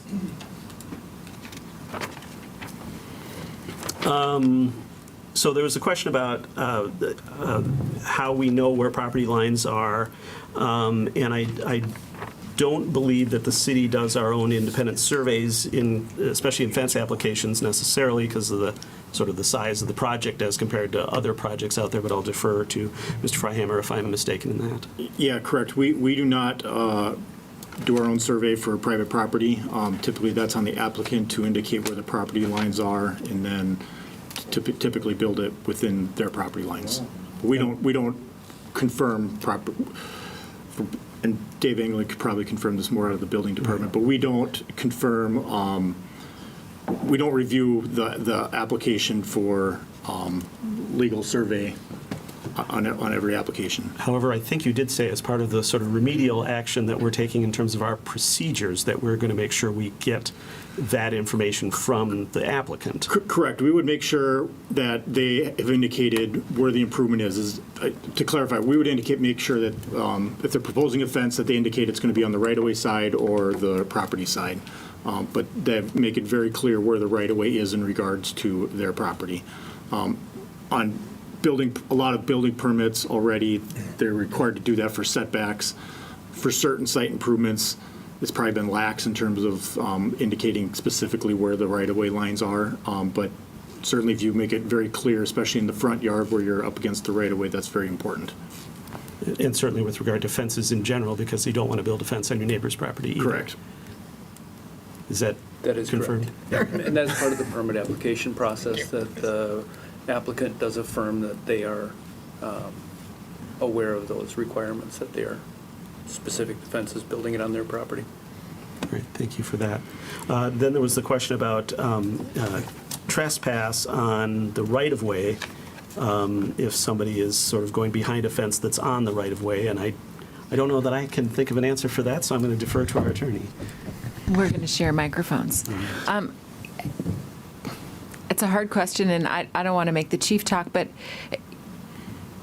technically it would not be a trespass because they wouldn't be on private property. On the other hand, I would think that a reasonable person might wonder what a person was doing on the other side of a fence and maybe investigate a little either way. Right. And certainly that might be an argument for the policy we've had not to allow fences on the city property, but rather on private property, so that there's that delineation. Correct, Mayor, and I might also point out that an officer responding to such a call is unlikely to know exactly where the property lines lie. Correct. All right, thank you.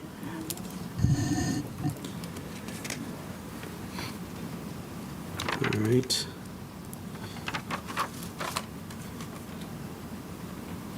I think we asked or answered the survey question already that was asked a couple times. The sort of the general question of why are we spending all this time on this, on what should be fairly straightforward, and I think the attorney would agree that the answer to that is that one of the things that we cherish in the country is the right to due process, and so there has to be a procedure to follow through and make sure that everybody has their sort of day in court, and that's what this is this evening. And it is, and we provide the opportunity for public comment, but I don't know that that's technically required in this type of what's known as a quasi-judicial action by the council, which is an action where we are making a decision based on the facts that are before us.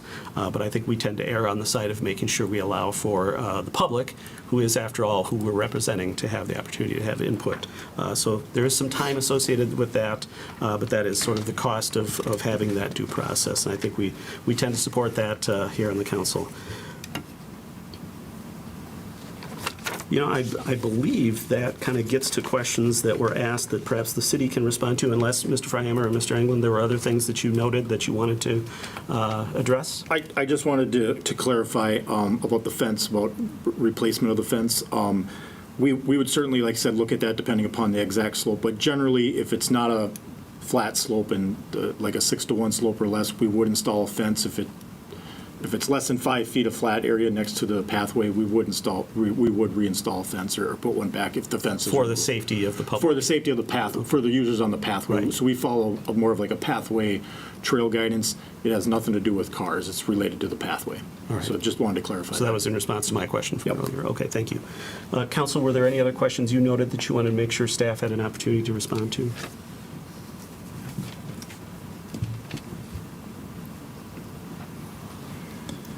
Questions that were heard during the public comment anyway? I'd just like to ask a question of the attorney, if possible. I think we'll get to the council deliberation part of it and have a chance to ask the attorney questions at that point, because I have a feeling there may be more than one. All right, with that then, perhaps Mr. Freihammer and Mr. Englund, if you could once again step off away from the table for a moment, and we'll provide the opportunity for Mr. Carrera and his representatives to respond to any questions or issues that came up during the discussion and the public input. And I would just note that I think a couple of comments were made about potentially the ownership of the property and the use of the property, and I'm not sure that's relevant to our discussion this evening. So even though those comments were made, my encouragement to you would be to not be responsive to those this evening and stick to the issue at hand. Thank you. You're right, they're irrelevant. Yeah. Neither do I. Right. Couple of quick points. First of all, in terms of the visibility, as Mr. Freihammer testified, my client has already removed portions of the fence because of visibility safety issues. So that's been dealt with. In fact, your own ordinance, section 1011.06, calls visibility triangles, and we meet those requirements. So in terms of the location of the fence vis-a-vis the driveway, that's been dealt with. As in terms of the height of the fence, I would point to 1011.08A, Clause 4. Fence height shall be measured from the average grade adjacent to the bottom of the fence to the top of the fence material. This fence was designed to meet that requirement and doesn't meet that requirement. The fact that maybe one spot doesn't is irrelevant. It's the average height, not a single spot. Great. Other questions or That's as issues you far as wanted to I respond to? Okay. No, I just wanted to talk to the neighborhood approach and address that. I completely understand the grievances and their time and why we're spending it on this, and understand that there was a mistake from the city staff, and normally it doesn't get this far, and it's remedied outside of that, or hopefully before it gets to this point. I do want to point out that I did approach some members of the city staff to try and remedy it before, and their quote was to me that they said, "Sometimes the city makes a mistake and you have to take a fence down. We'll see you in court." And to follow up on that last point, I respectfully disagree with your city attorney. There is no unconditional right on the part of the city to revoke a permit. So I understand that this happened, and I understand that my neighbors didn't want it to happen, and that there was normal due process that we're following, and the enclave made some very good points, and a lot of people of that membership made some very good points. Behind me, when we moved in 2019, I know this council here, some members on this council approved setbacks, variances, right-of-ways, to let that development move forward and happen in the first place, and we're just asking for that same treatment. That even with an error on the city staff part, that we look at it in the same eyes. Is that there's development that's happening. I have had the cops called on my property for issues of theft. I've had my canoe stolen, I've had a kayak stolen, I've had people passed out on my deck. There is an issue of safety and security. And has been increasing, and I know it hasn't been as bad before, but it is increasing. And I think everyone here knows that the property is unique in the way it seems to be part of a public property, but it's not. And hopefully we can just get the same consideration that the development got behind us. All right, thank you. We appreciate once again you being here this evening and representing your case. Again, thank you for your time. And we will proceed then to council consideration. Thanks. As the Board of Adjustments and Appeals. All right, from the council perspective, I think there was at least one question for the attorney, so I'll recognize Councilmember Strawn for that, and then certainly if other council members have questions or follow-up items, feel free to be prepared for those. Councilmember Strawn. Thank you. I just wanted, it's been repeatedly mentioned that people are very frustrated with the way, the view. And I wanted to make sure that we were, I guess that's not really part of this, but is there a right or that things in your neighborhood do not change? I just want to make sure that understanding, is there some implied legal basis that in that assertion? Councilmember Strawn, not that I'm aware of. Okay, thank you. Other questions from the council? Councilmember Breton, and remember your microphone situation. Thanks, Mayor. I wonder if staff could speak to the timing of the vacation easement process and how that affects the resolution that's before the city council here.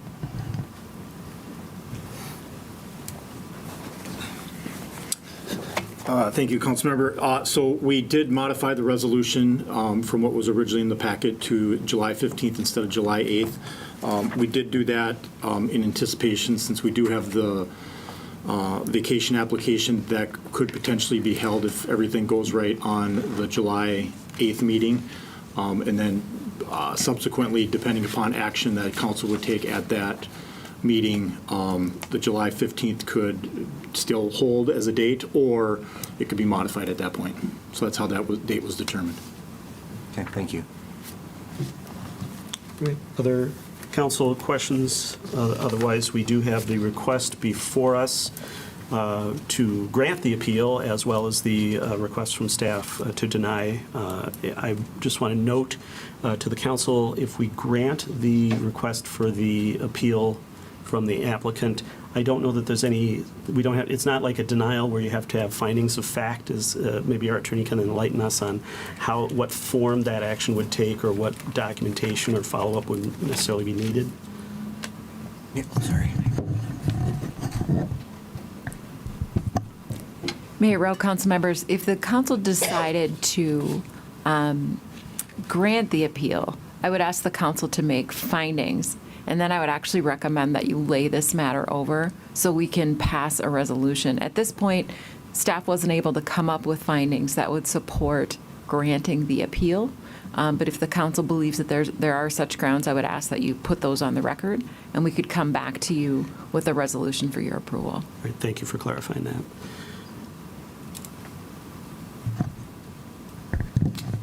Council. Do we have a motion? I make a motion to deny the appeal. Second. Is that a motion to approve the resolution as the bench handout? Yes. Second. Bear with me as I get my notes in the right place on the agenda here this evening.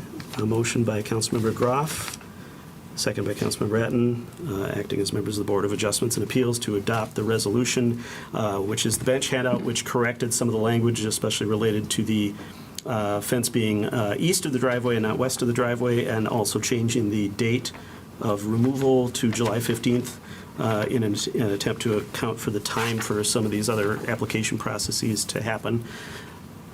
Discussion on the motion as the maker, Councilmember Groff. I appreciate everyone's participation tonight. I appreciate Mr. Carrera's presentation and his attorney being here to answer questions. I've gone through the information the staff has given us. Obviously, the permit was not complete and should not have been granted, but I do think there was enough information missing from that permit application, and I'm going on the attorney's advice that this is an option that the city council has, so I would support the denial. All right, and Councilmember Ratten as the seconder of the motion. Before we do that, I want to ask if the council is open to adding that other piece to the recommendations, that the fence east of the driveway is located on another party's property. And just, I was trying to find that as we were getting to this point, and I hadn't found it yet. Let's see it on there. It would need to be added at line between 78 and 79 as a sixth item. Yeah, I don't think there either. Well, and I was wondering if that's where I was wondering if we'd add that to item 5. The fence as constructed did not reflect the fence depicted on the plans provided with the permit application, including the fact that the fence appears to be built on private property to the east of the driveway. Would that handle that? As the maker and seconder of the motion, and our attorney. Mayor, if I can weigh in, I would maybe craft a slightly simpler phrase, which is, and is on property not owned by the applicant. Okay. Where were we adding that? This is on the second page, line 77, 78, at the end of that item.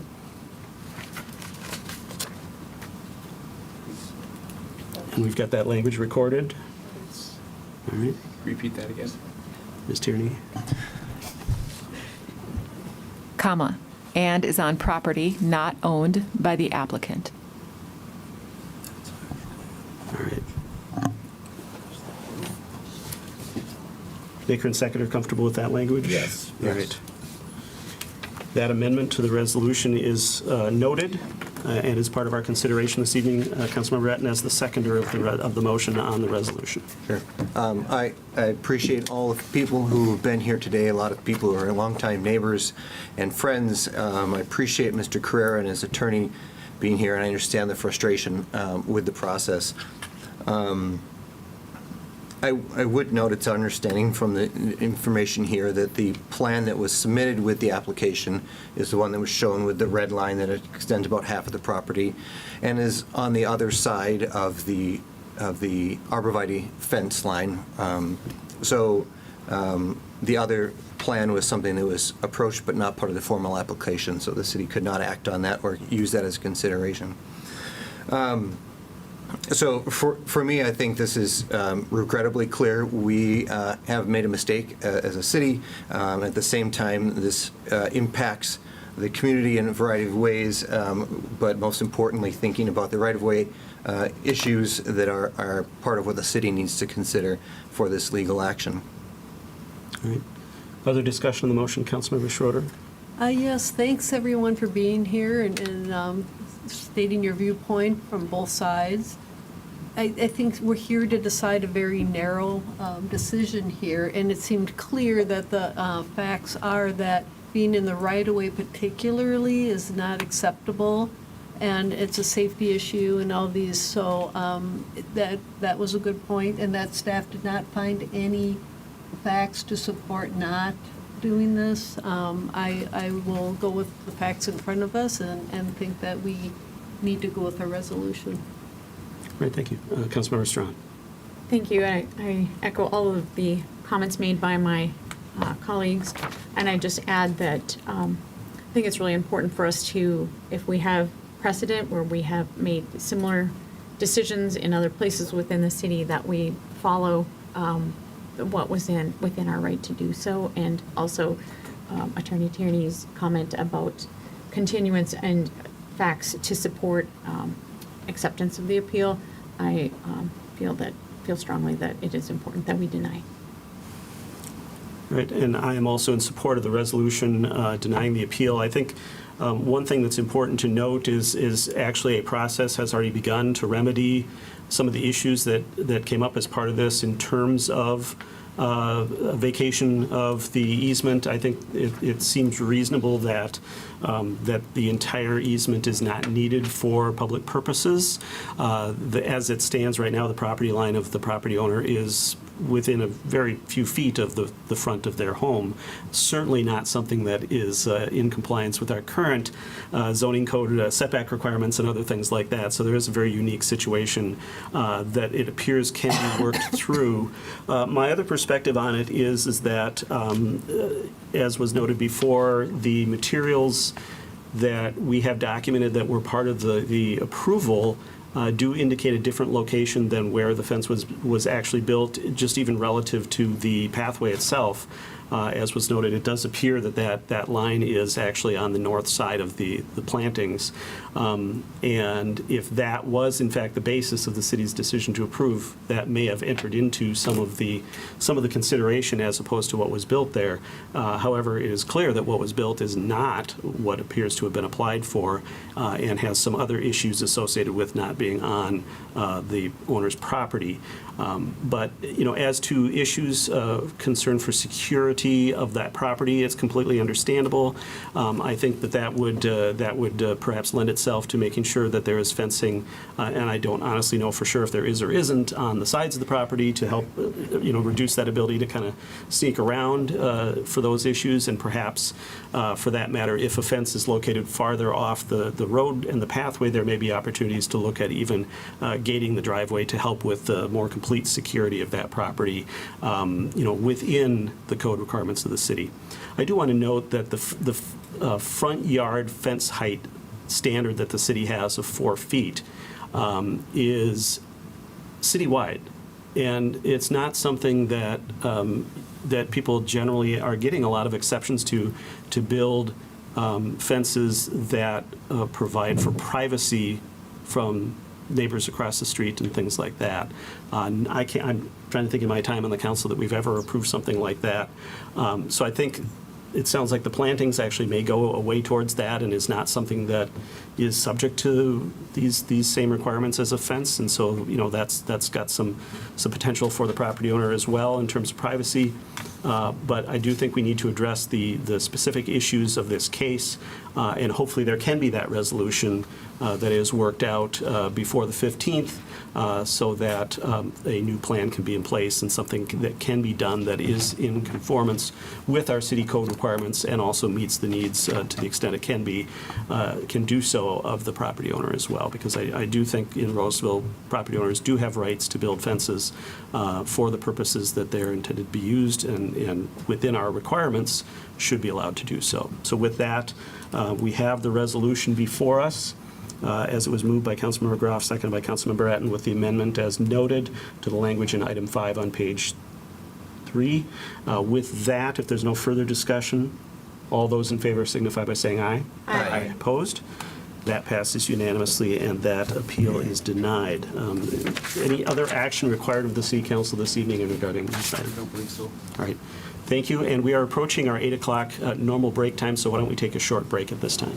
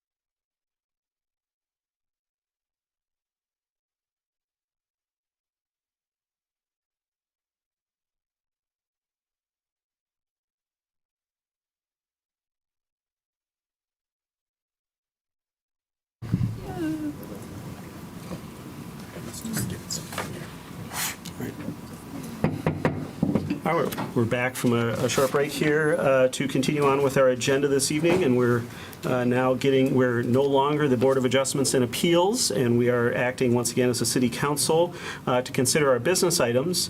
And just in case folks were here for item 9D,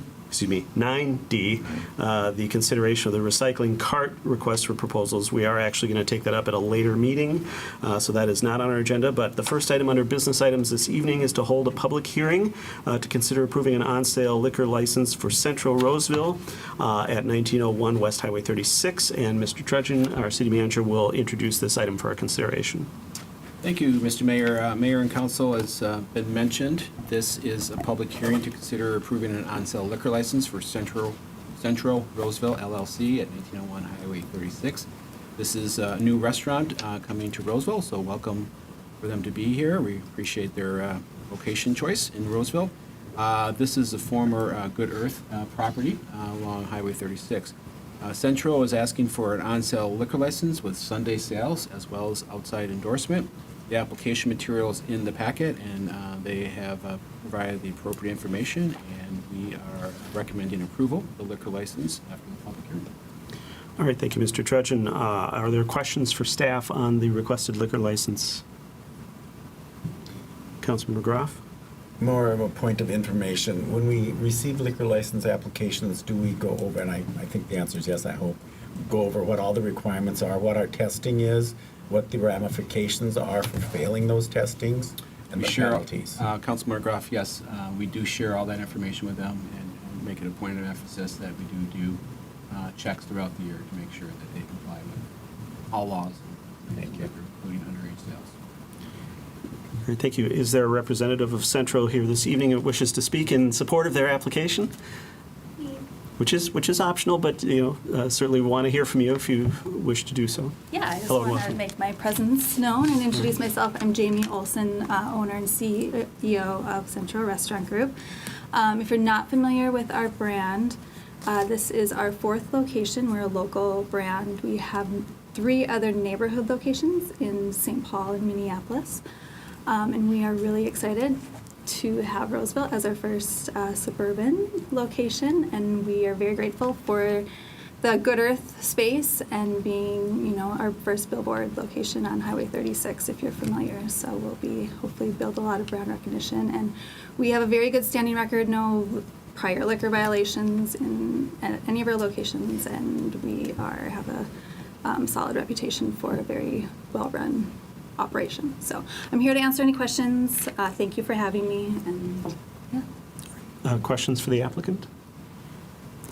We'll just We're double excited check for with your you on the When do you open? your. So we open mid-August, and we do have a very diligent liquor training program. We have the third parties come in who do the alcohol awareness training every 6 months for new staff that we hire. So we're very, That was going to be my very question. So well aware of the consequences in each city and each location that we go into, and we're very, we want to protect our brand and our employees and our communities. So. All right, Councilmember Grau. When you get new employees, how do you handle training them if they've come in? For the alcohol awareness specifically, we have an internal program, and then every 6 months, as I said, we hire an outside party who specializes in the laws in each state of Minnesota and then each ordinance and city as well.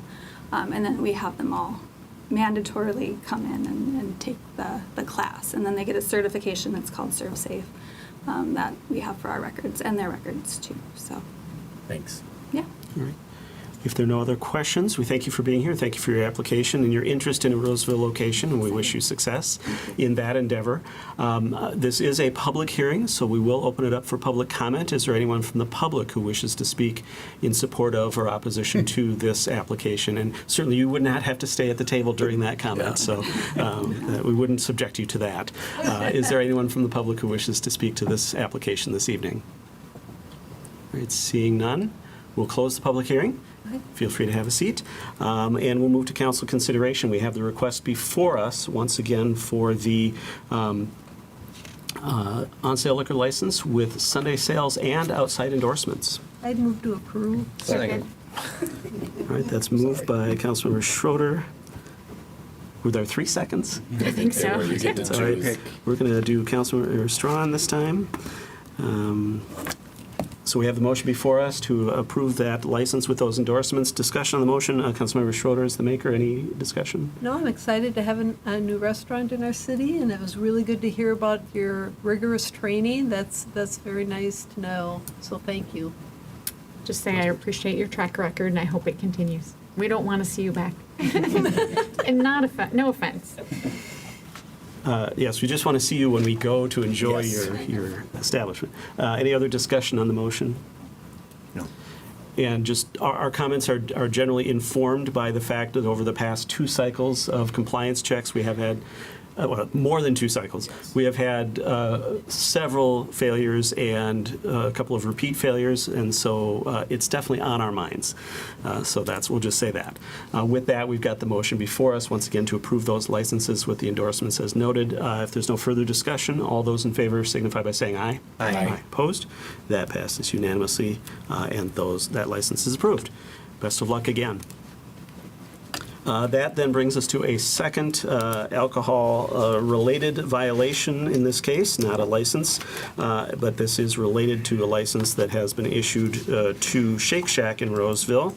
This is item 9B, and it is in relation to a penalty for a subsequent violation after license suspension. And I'll turn it over to our Chief Scheider to introduce this item for us this evening. Chief Scheider. Good evening. I'll just go over a brief kind of overview of how we got to where we are tonight. This started back on March 23rd, 2024. We did our compliance checks, and Shake Shack failed their alcohol compliance check. That was their second failure in 36 months. We brought that forward to the Roseville City Council for a public hearing that was held on Monday, May 6th, 2024. And it was at that hearing that the council imposed a $2,000 fine and a 5-day suspension of their liquor license. That following week, on May 13th, a written notice was hand-delivered to the manager and explained. It also provided the information on the appeal. It noted in that letter that's included in the packet that if no appeal was filed, their liquor license would be suspended between May 24th and May 28th. We did not have any appeal come forward. So on May 24th, we had a plainclothes officer go to all of our establishments that were serving some kind of suspension. They went to Shake Shack to ensure compliance with the suspension, and our plainclothes officer was ordered a beer and was served a beer. Server was unaware of the suspension, and they talked to the manager, who said that they were aware but had forgot to pass along or put in steps to have the liquor license suspension being served. So bringing forward that violation to the council today for consideration. Thank you, Chief. And once again, the presumptive penalty for that violation of serving during a suspension is the 60-day suspension. All right. Questions for staff from council on this particular case? All right. I believe we have a representative of Shake Shack with us this evening, and we just ask that you introduce yourself and feel free to make remarks in support of your, or I shouldn't say, make remarks related to this presumptive penalty and any requests you wish to make in terms of mitigating circumstances or anything like that. My name is Janae Childers. I'm the general manager of Shake Shack. I'm new in position there. I don't want to excuse any of the behavior, but prior to my arrival, they did not have a general manager for a little over a year, so I would say that our training was not probably where it needed to be. Since my arrival, we have also implemented all of the required training, so alcohol training is now provided on your first day of employment. It is mandatory that you complete the alcohol portion of your training. Is also mandatory that you do your serve safe the first day of your training. We are currently at 100% compliance with our staff that is there that needs to get caught up and who we fired. I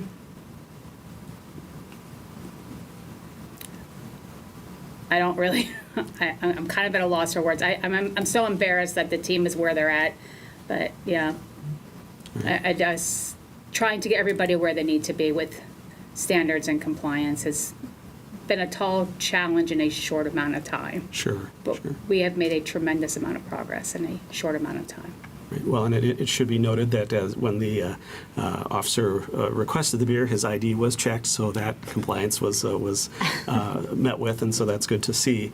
And you're not, it doesn't sound like you're making a case for reduction of the 60-day suspension or any mitigating circumstances, just to clarify for sure. I'm not making a case. I think the restaurant really needed the time to, I mean, they were completely at fault. I don't want to say that they weren't. They were. They did not, we did submit, I mean, I sent out a calendar invite to every one of the managers, letting them know they could not serve alcohol that day, and my manager was well aware of what the fines and penalties were, where we were at. It was also posted in the office, the handwritten, I mean, the letter that the police office provided to us. She should have made sure that day that the team knew that they couldn't serve. She knew. So, we were aware. Well, thank you for being here this evening, too. We appreciate that. All right. This is a public hearing. Feel free to have a seat if you this is a public hearing. We'll open it up for anyone from the public who wishes to speak to this requested, I want to say mandatory minimum, but it's the, for lack of a better word, default penalty for this violation of serving during a suspension, which once again is a 60-day further suspension. Is there anyone from the public who wishes to speak to this item this evening? All right, seeing no one, we'll close the public hearing portion of our discussion and proceed to council consideration. Is there a motion from the council? I move approval of the penalty, imposing the penalty. All right, it's been moved by Councilmember Ratten, seconded by Councilmember Schroeder, to authorize issuance of the presumptive penalty, now the language has come to me, for this violation of serving during a suspension. Discussion of the motion as the maker, Councilmember Ratten. I really appreciate your honesty, and I appreciate the work of our police department, and I wish this wasn't happening, but we take this seriously, and as was mentioned a few minutes ago, it keeps happening, and so we need to show that we mean business when it happens, so. Right. And as the seconder, Councilmember Schroeder. I just want to say I really appreciate you taking responsibility for this and explaining what's going to change and because exactly we want to prevent this from reoccurring, and so no, I do appreciate you being here and to updating with that. And of course, I always appreciate the work of our police department and what they do too. So yeah, no, again, thank you. Great. Other discussion on the motion? The only other thing I will say is just for comparative purposes, we had another business in Roseville that was also under suspension about the same time, and I noted that they had postings on their social media to the public that they were not able to serve during their suspension. There was a very proactive communication effort on their part, and it might be an example to follow in the future, so just noting that. With that, we've got the motion before us to authorize the presumptive penalty of the 60-day suspension. All those in favor signify by saying aye. Aye. Opposed? That passes unanimously. Thank you, everyone. That then brings us to a joint meeting with the Finance Commission this evening. We've got representatives of the Finance Commission with us for sort of our annual check-in, as we do with all of our commissions. And so this evening, it is representatives of the Finance Commission. We'll welcome you up to the table.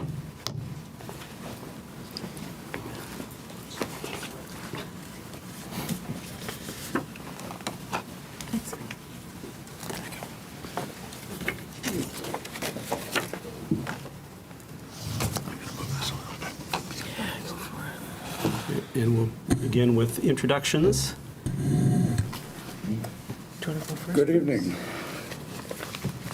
I have the pleasure of introducing my fellow commissioners, Kevin Davey and Dan Sagasser.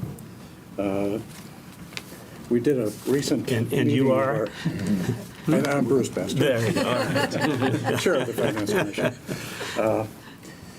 At a recent meeting of our commission, we had a chance to talk about ourselves, and you've all had introduction to each of these commission members through the interview process, but we didn't know all of the talent that we had within ourselves, and it was an impressive conversation. We're blessed to have this talent here with us.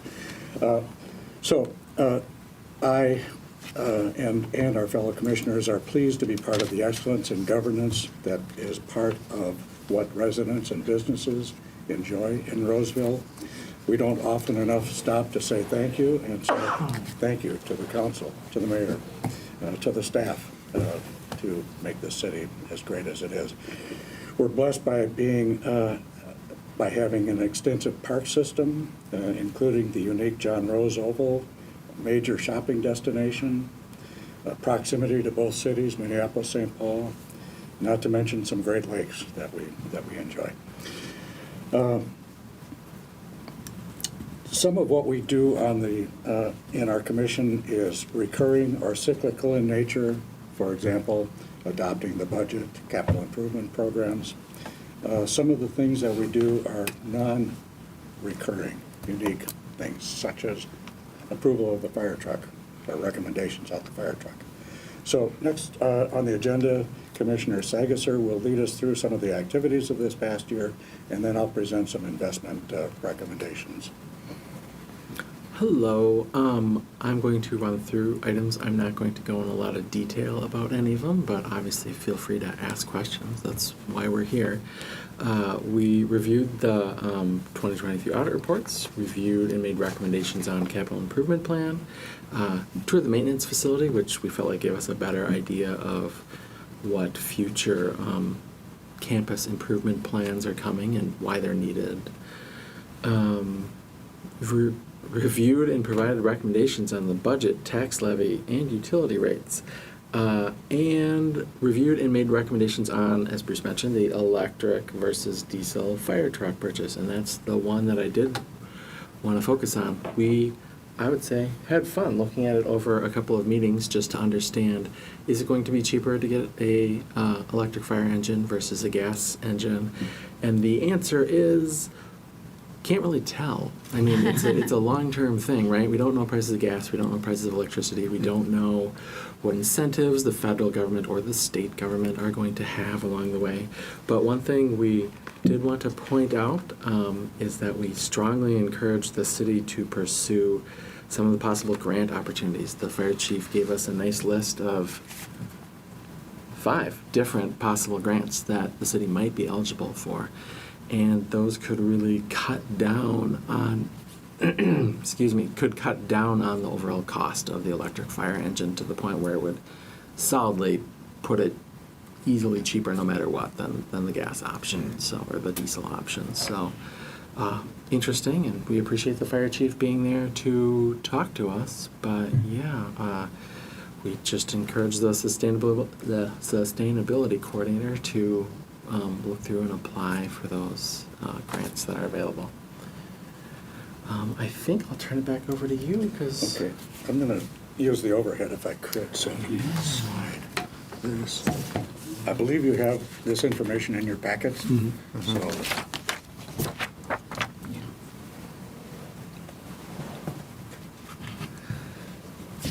So in 2022, we made a recommendation that the investment policy be adjusted, revised to allow for investment in limited equities. That was accomplished, passed by the City Council. Today we're here to talk about taking this recommendation for limited investment in equities to the next level, to implementation level. And so the page that we're looking at first compares an investment of $500,000, and the city can invest up to 15% of its eligible funds. And this $500,000 is, I think, easily within that range. A $500,000 investment in S&P 500 index over a 10-year period would have resulted in $551,000 in earnings or market growth. Comparing that to the Roseville annual portfolios of investments, that would have earned $117,000 over that 10-year period. So an advantage of $400,000 to the city budget.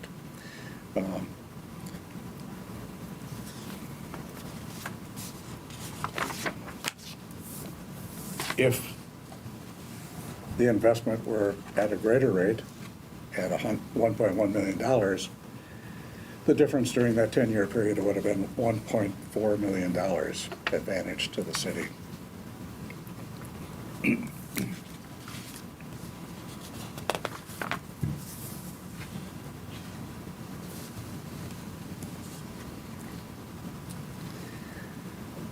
Here I have a 42-year history of the S&P 500. I remember it well.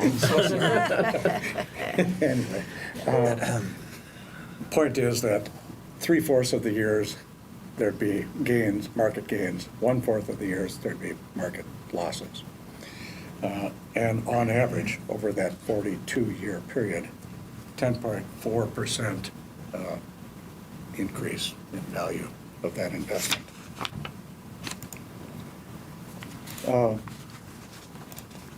There is market risk involved in investments in equities as well as investments in bonds or fixed instruments.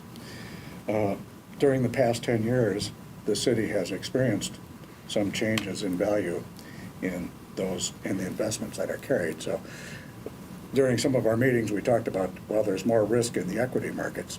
Well, I think this information would support that there's less risk in this investment.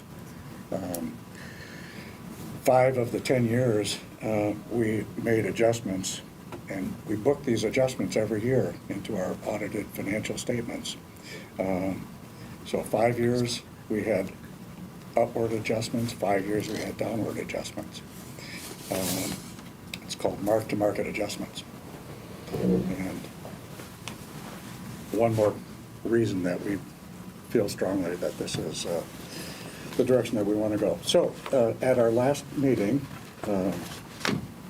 on June 13th, our commission recommended and passed the following resolution.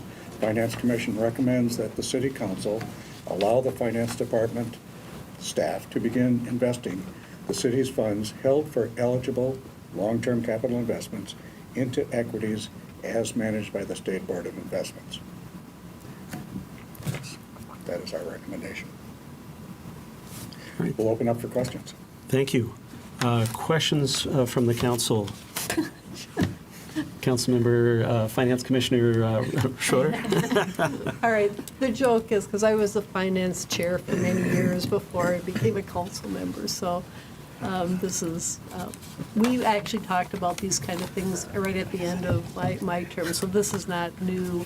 I did want to make a couple of points, and you touched on it towards the end. It's state approved, the investment strategy that you guys are recommending. So this has already been approved for cities. And thank you for talking about the mark-to-market, because yes, that is one thing when I look in those audited statements and see those years of loss, they can be big numbers. So it's not just that steady that people think so. And I think the one thing I do also want to mention that the city invests long-term. So it's the city rarely goes for a year or whatever. So when you are showing these long-term trends, that's important, because typically, when we buy bonds for the city, it's for extended periods of time, and so the time frame I think is going to be similar. So. And again, this percentage that you're asking to start doing is a very small portion of the total. And so I think it's a good idea. You guys have been working on it for a while, and like I said, we'd worked on it, for years ago, and the state approves it. So I think it's a put our toe in the water move, and I think it's a good way to start, and so I think it's a good idea. Great. Thank you, Councilmember Schroeder. Questions or comments from council members? Councilmember Atten. I have 2 questions. First, do you have a dollar figure you are recommending we start at? And second, are there tax implications for being invested and making money in the equity markets? 15% is the number, and that would probably be something on the order of $1 million, maybe even more. But Michelle Petrick has advised and cautioned us that the look ahead to the capital investment plans going forward are going to be challenging. So for me to say something a little bit over $1 million would be an option, but to try to be sensitive to that, that's why I put the $500,000 number out there as a way to put a toe in the water, so to speak. Taxability, I don't see why this should be any more taxable than the investment earnings on our bond and fixed portfolio. Okay. Thank you. All right, other comments, questions? Councilmember Graff? Has anyone done any research to find if other cities have done this and what their results have been in the state of Minnesota? One other city is doing it right now, Woodbury. It's new. And the results are pending, right? Don't know. Yeah. But I'll say this, I've had a call into the reviser of statutes Minnesota. I'd love to get back to the author of this, because I suspect what I would find is that the legislature enabled this legislation because cities, government units hold a lot of cash, hold a lot of investment funds, and don't achieve gigantic returns on those investments. And so I suspect that that's what I will find when they finally get back to me and I get back to the author of this. Councilmember Graff? When was that legislation passed? 2017. There was one amendment since that time. Since then, right. And I did want to put in sort of a plug in favor of the State Board of Investment. That is actually the entity that manages a lot of the state's various investments of pension funds, of, well, actually, they invest our Fire Relief Association's funds, and the Fire Relief Association is currently, as compared to their projected cost of paying out all their benefits according to the actuarial, they're funded at, I think last we checked, something around 130%, which is, very good performance, and certainly they have been seeing that in that. And they're definitely not a bunch of wild and crazy day trading investors on that board, as Pat and I can probably attest to. Very conscientious of those retirees' funds and the ability to make sure that they are honoring the obligations to those retirees. So I think the State Board of Investments does have some safety associated with it, and certainly they have a portfolio of a range of different choices as to risk that I think the city can determine whether, where you want to go. The other thing I just wanted to note that I think in past years prior to probably the 2017 timeframe or even before that, it may even go 10 years before that, I think cities generally fairly consistently earned a decent return on the conservative types of investments that cities have been limited to invest in. And I think, as we've noted in our budget years, since that time, I think we've seen a lot of sort of fluctuation, because they tend to be fairly conservative. Sometimes they don't even go positive some years that other types of investments do. And so that has been a little bit of a financial challenge for the city. I do agree with being careful about which types of funds we're investing and how much we're investing in this type of way. But I think I would generally be, supportive of taking a look at what we might be able to do there, in sort of that order of magnitude that we're talking about here, and knowing some of those other, aspects of the relative conservatism of the SBO or SBI, and then also the types of funds that we would be talking about at the city. Definitely it's going to be the things we're in for the long term. I thought it was very interesting that if you look back, whatever it was, 41 years with the S&P, there were only 3 down years in a row ever during that time frame. Now, obviously, with anything, the past performance doesn't guarantee future results. But, I think as all of us look at whether it's our own retirement funds or other things like that, we're trying to be conscious of that trade-off between return and risk. And I think, on behalf of taxpayers, we have a little extra attention to that, and that's why perhaps the council has not dived in, if that's the right expression for this, maybe as quickly as the commission may have recommended. I think we've had a lot of questions, and we've had, wanted to understand things well, and so I think that's the history of how we've gotten to here.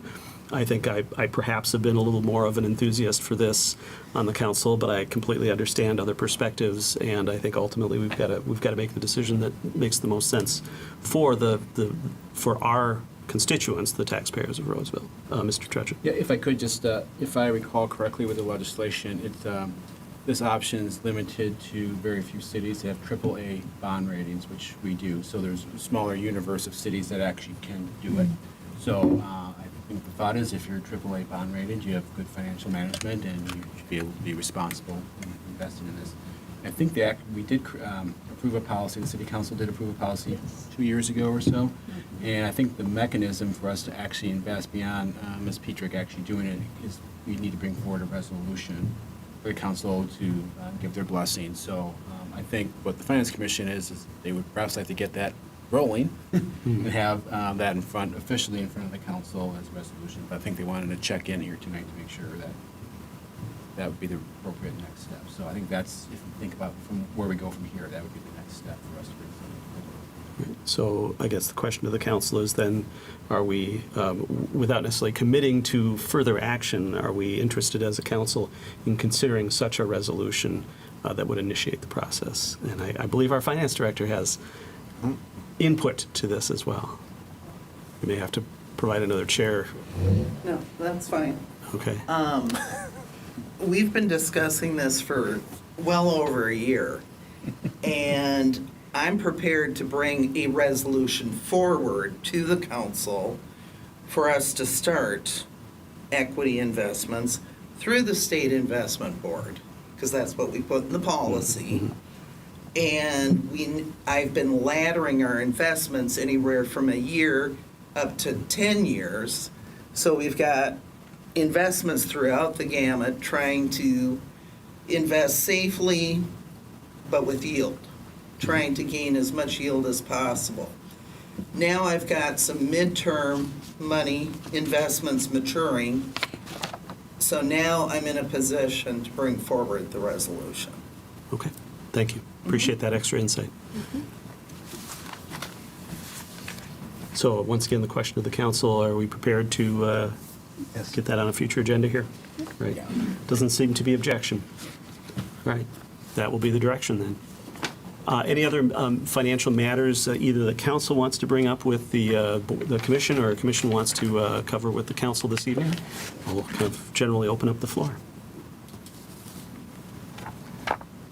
I think the only thing that's kind of on our radar screen in coming years related to the finances of the city is sort of this next look at staffing in the fire department, as they're considering looking at additional staffing to be able to be more responsive to the call volumes and the sort of repeat simultaneous calls.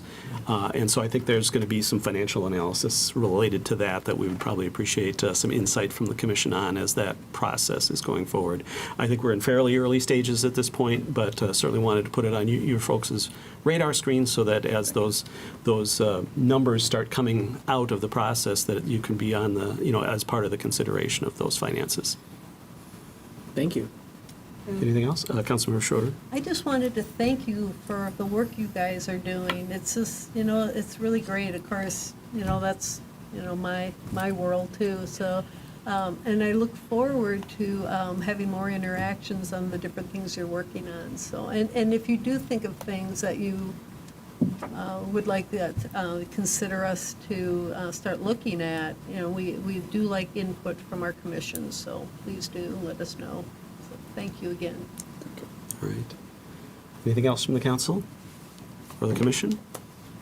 All right. Well, with that, we thank you for staying a little late this evening, and we'll now free you to enjoy the rest of your evening free of us. Have a good evening. Thank you all. Yeah. All right, that then brings us under our business items to items 9E. Once again, 9D was pulled from tonight's agenda for consideration at a future meeting. 9E is a request to schedule a public hearing to consider a massage therapy establishment renewal application specifically for Winway YH LLC, and I'll turn it over to Mr. Trudgeon to bring this item before us, which is a little unusual for us. I think this may be the first such instance, so I'll turn it over to Mr. Trudgeon once again. Yes, thank you, Mr. Mayor, Mayor and Council. As mentioned, we want to bring forward a hearing to consider the renewal application for Winway YH LLC massage therapy establishment located at 696 County Road B. It is a part of a multi-tenant building. I would note, as mentioned in the report, in recent months, we've determined that there are some violations of the city building and fire codes at the location, as well as some violations of Chapter 309 regarding massage therapy. That's part of our city's business licensing code. We would like to schedule this hearing to provide that information to the council in consideration of the renewal of that license.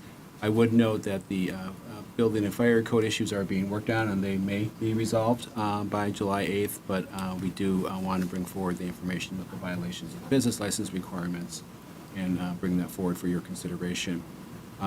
They have submitted an application and fees for renewal. We held this back as we have some items that we do want to bring forward for your consideration. Officially, the license, as you know, runs on a year-to-year basis. It does expire on June 30th. In order to allow us to conduct that public hearing and go through the formal process, we are asking tonight for two things. One is to officially schedule that hearing for July 8th, and also to extend their license until such time a final decision about the renewal is made. The last point I would mention is the way our code is set up. There is an opportunity for Winway to contest the facts and have a third-party neutral hearing officer consider the issues that we are bringing forward. If that's the case, then there would need to be that process before it comes to us. But if they agree with the factual allegations that we're proposing or fail to request the hearing within 10 days, then we can be on July 8th. I think the intention is that if they go that route for a third party, once that's completed, we would still then bring that forward for council consideration about the renewal. So what we're asking tonight is actually a fairly straightforward motion. One is to schedule the hearing for July 8th and then to extend the license until a final decision for the renewal this next year is done. And I'm happy to answer any questions, and City Attorney Tierney and I work pretty closely on this, so we can certainly answer questions between us. Great, thank you, Mr. Trudgeon. I just wanted to clarify one thing, too. Sometimes, in certain circumstances, when a request is made by, say, it's a land use application, and they're in the midst of a 60-day consideration period, and some intervening request is made, whether that might be some sort of environmental review or something like that like tolls the 60-day calendar. Would we automatically push out that July 8th date if they avail themselves of the third-party process, or do we have to take a subsequent action if they do that in order to put off our hearing at the city? That may be for the attorney. Yeah, I mean, I think obviously if that happens, then we couldn't hold the 8th. We would have to have another date set in the future, but I'm not sure we would know immediately when that date would be, depending on how long the process is to get that third party and have the hearing. Right, and that's why I was just wondering if that automatically sort of tolls our hearing date if that process is initiated, or do we have to subsequently take some sort of action on our part to deal with that date that we've already set? Mayor Rowe, council members, there's no automatic tolling. That concept doesn't exist in this kind of permit from the city. What I will say is the way that City Manager Trudgeon phrased what we're asking you to do is important, because we're asking you to allow their license to remain in operation pending the outcome.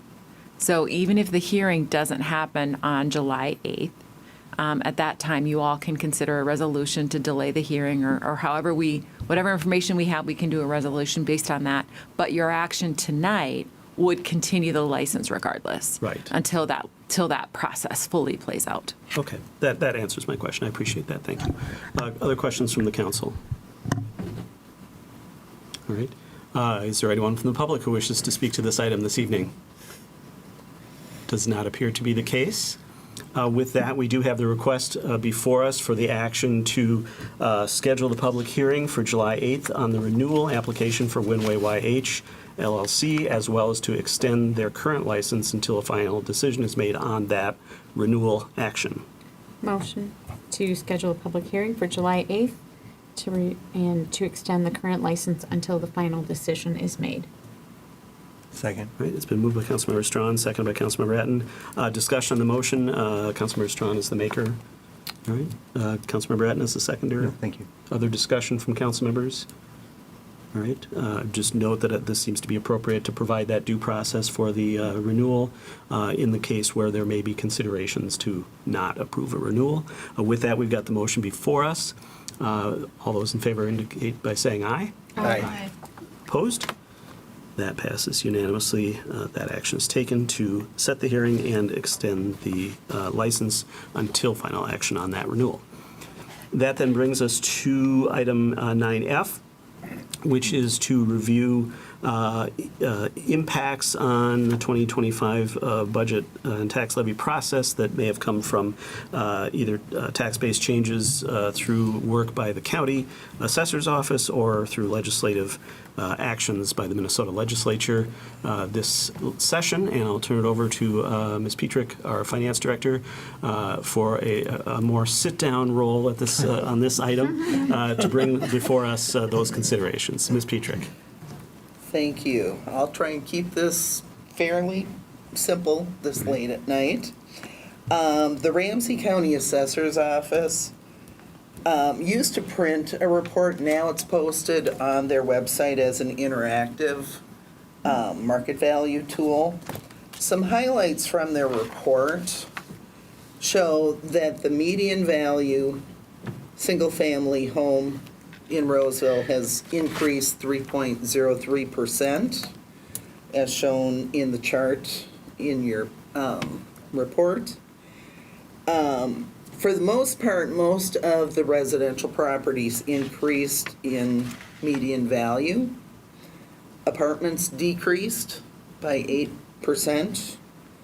Commercial properties decreased in the office and industrial area. And again, this is based on the median value. So individual properties will change differently.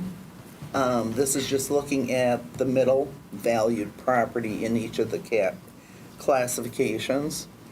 And these are the classifications that the assessor's office puts out. There's a whole another layer of valuations when it comes to apartments, categories, and that's up to the state to determine. But what this tells us is that residential is going to see a slightly more or likely more impact than other properties. But at this point, we don't have enough data to make the full evaluation. That will come out from Ramsey County at the end of August. That will be our full market value for Roseville properties. That will be after some of the appeals of property valuations. And it will also include the fiscal disparities calculation. So at this point, it's just kind of showing where our property value is going. Budgetary impacts from the 2024 legislative session. There weren't many that impacted the city, other than the biggest impact is the fact that a state bonding bill did not pass. So we had a request in for some capital projects at the Oval. So we will be moving those projects over to the 2025 fiscal year CIP, along with the proposed bonding, which we will attempt to get next year. Some other budgetary impacts that we will see or are seeing. We've got the continued implementation of the compensation and classification study. We have proposed cost of living adjustments. We've got wage steps. There's healthcare increases. There are settled contracts, but there's unsettled contracts as well. And then we have a whole series of contracted services and professional services where we have inflationary increases. We've been notified under several situations of those increases. We are still being notified. In some cases, we do have contracts that stipulate over a period of time what the proposed increases are.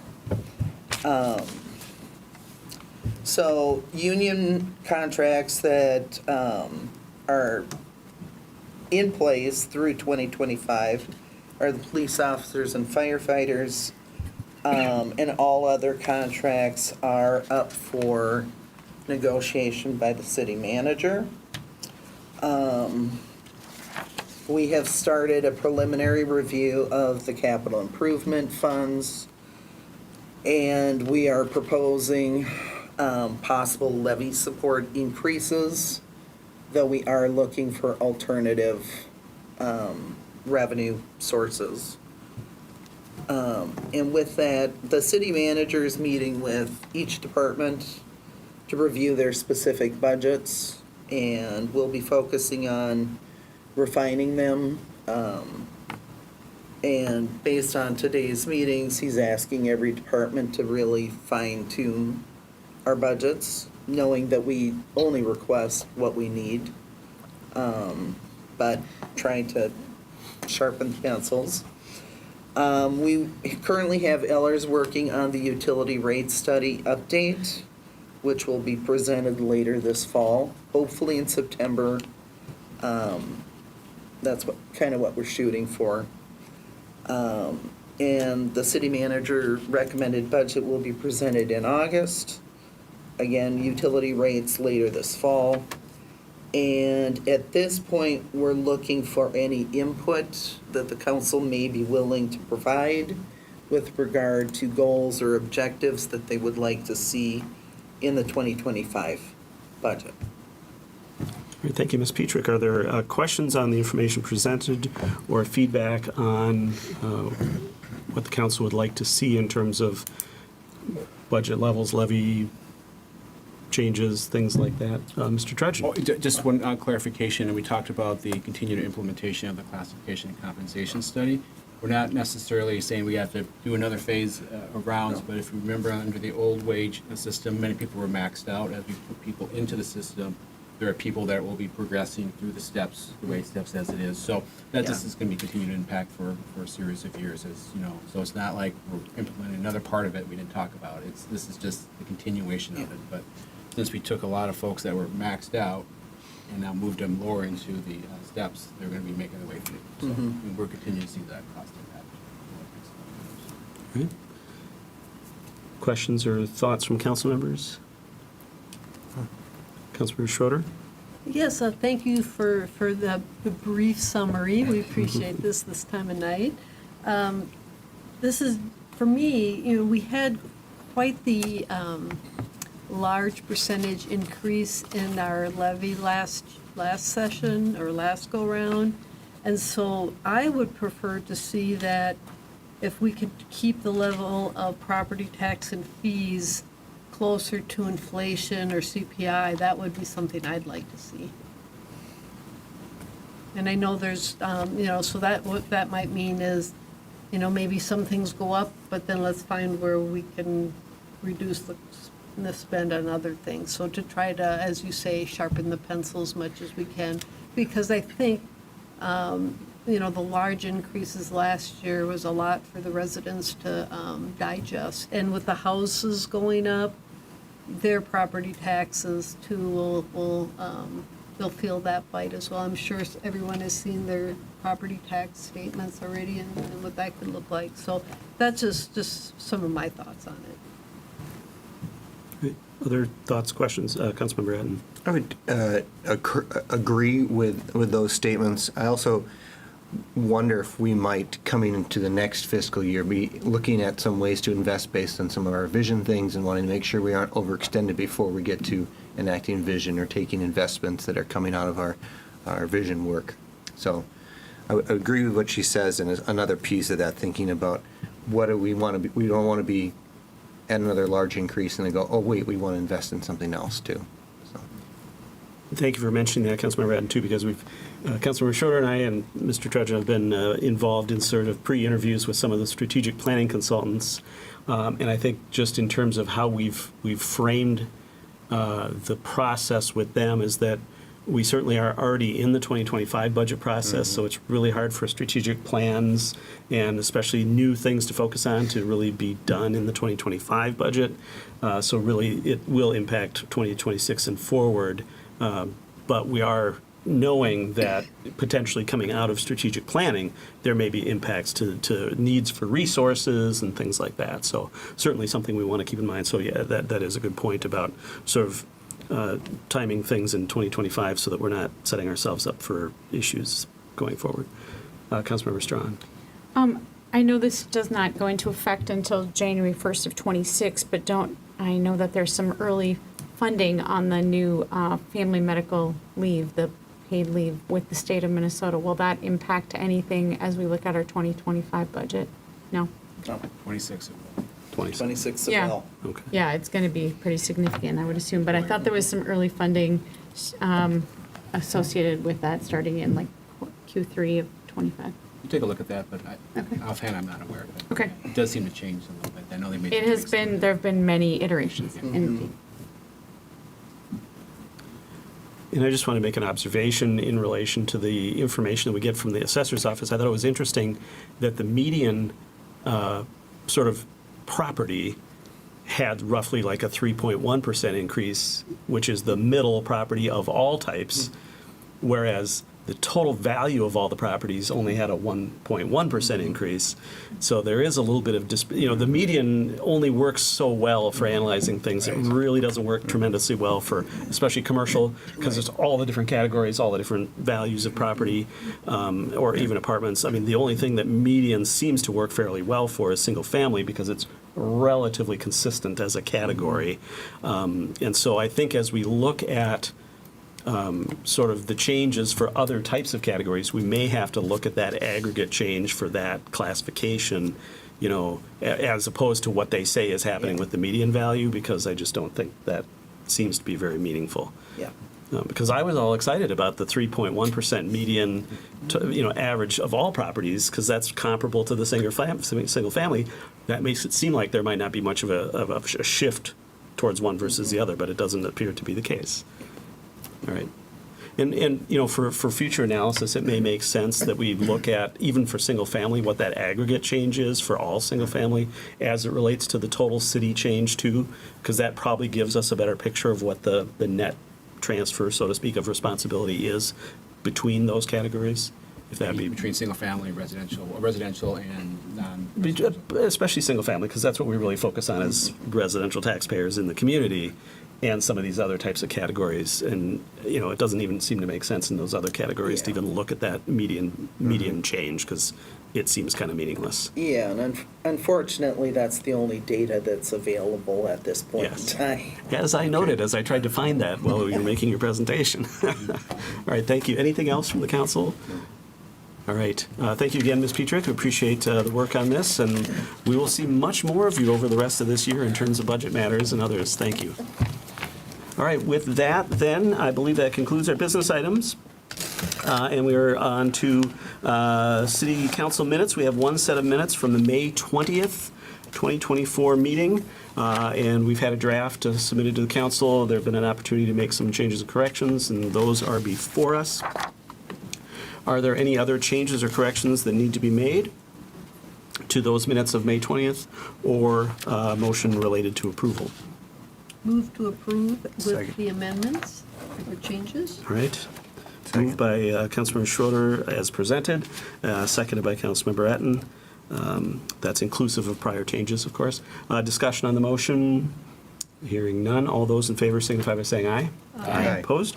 That passes unanimously. Those minutes are approved. That brings us to the consent agenda. As was noted, we did consider item 12J earlier in the meeting, and so this will just be items A through the letter before J. Mr. Trudgeon. Aye. Thank you, Mr. Mayor. Mike, in the control room, if I could have the computer displayed. Thank you. All right. Our Consent agenda. Item 12A approves payments in the amount of $1,704,613.29. Item 12B approves expenditures for an oval skate park and inline hockey equipment upgrade, or replacement, I should say, the installation of an irrigation system in the new park in County Road B, and the purchase of road salt for the winter season. Item 12C approves a temporary gambling permit for the Roseville American Legion Auxiliary for a raffle to be held on September 2nd. Item 12D approves an agreement with Flagship Recreation for planning and playground installation of a new playground at Lexington Park. Item 12E approves renewal of a short-term rental license for 1885 Shady Beach Avenue.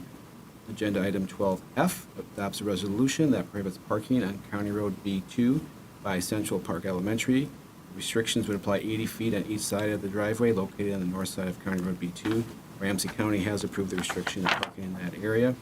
Item 12G approves the updates to the commission applications as directed, or the commission application as directed by the City Council at the June 3rd meeting. Item 12H authorizes entering into an escrow agreement with Rosedale Center regarding uninstalled electric vehicle equipment at Rosedale. Due to a delay in delivery and installation, the city will be collecting an escrow of $60,000 to ensure the equipment is installed after the certificate of occupancy is given for Dick's Sporting Goods. Item 12I authorizes the Roseville Police Department to apply for a grant from the Minnesota Department of Public Safety to purchase encrypted radios to comply with new FBI mandates. We are hopeful that the grant will allow us to purchase up to 14 new radios. And that is the consent agenda. All right, thank you, Mr. Trudgeon. Is there a motion on the consent items this evening? moved. Second. Moved by Councilmember Groff, seconded by Councilmember Strawn. Any discussion on the motion? Hearing none. All those in favor signify by saying aye. Aye. Opposed? That passes unanimously. Those items are approved. Next on the agenda is future agenda review. Mr. Trudgeon, as to the future agenda. Just a reminder, next Monday, we won't be in this room. There is a parade for Rosefest going on for those that are participating. So I will send out some additional information, but I think you know, if you've been through it before, line up at the high school and go through the parade. July 8th is our next scheduled meeting. We'll have several items, and given the action tonight about the RFP, the recycling cards, we may talk about whether we delay the issuance of the RFP for recycling. We'll talk about that with staff tomorrow. Receive an all-department equity update, the public hearing that we just talked about for Winway. Consider an interim ordinance to impose a moratorium with the operation of cannabis businesses within the city of Roseville. There are some minor changes to state law regarding early growth of those products. So you could potentially have growers in industrial areas that would do that, and also some early applicants for retail licenses through social equity considerations. So as we don't have any regulations, we feel it's the best just to put a moratorium. We can only do it through the end of the year, and just so we give us proper time to really consider those. So that's why we're bringing that forward. And then, as you're probably familiar with, the 257 McCarrans will be considering the right-of-way vacation that they have submitted. On the 15th, we'll have an EDA meeting. We'll talk about the EDA budget request for 2025, and then consider accepting proposals to conduct a housing needs assessment and study. As you recall, Ms. Dunlap came forward and looked to do a new housing study, so I think she's got some information about that, and we'll like to have EDA consider that.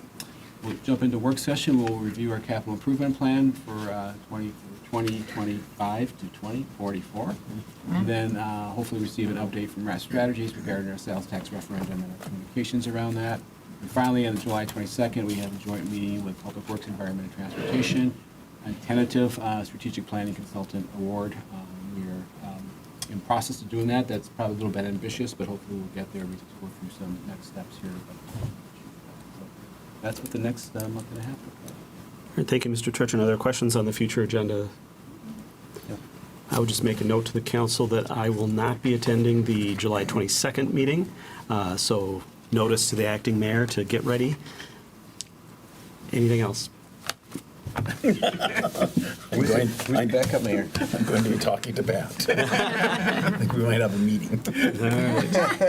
About the meeting. I recommend that. Can we get a couple public hearings? Thanks. With lots of rules. With lots of situations. You shouldn't have let them Well- Get a notice ahead of time. Hey, the only thing left on our agenda is a motion to adjourn. There we go. Yes. Moved by Councilmember Strawn to save the life of Councilmember McGrath, seconded by Councilmember Etten. No discussion on a motion to adjourn. All those in favor signify by saying aye. Aye. Opposed?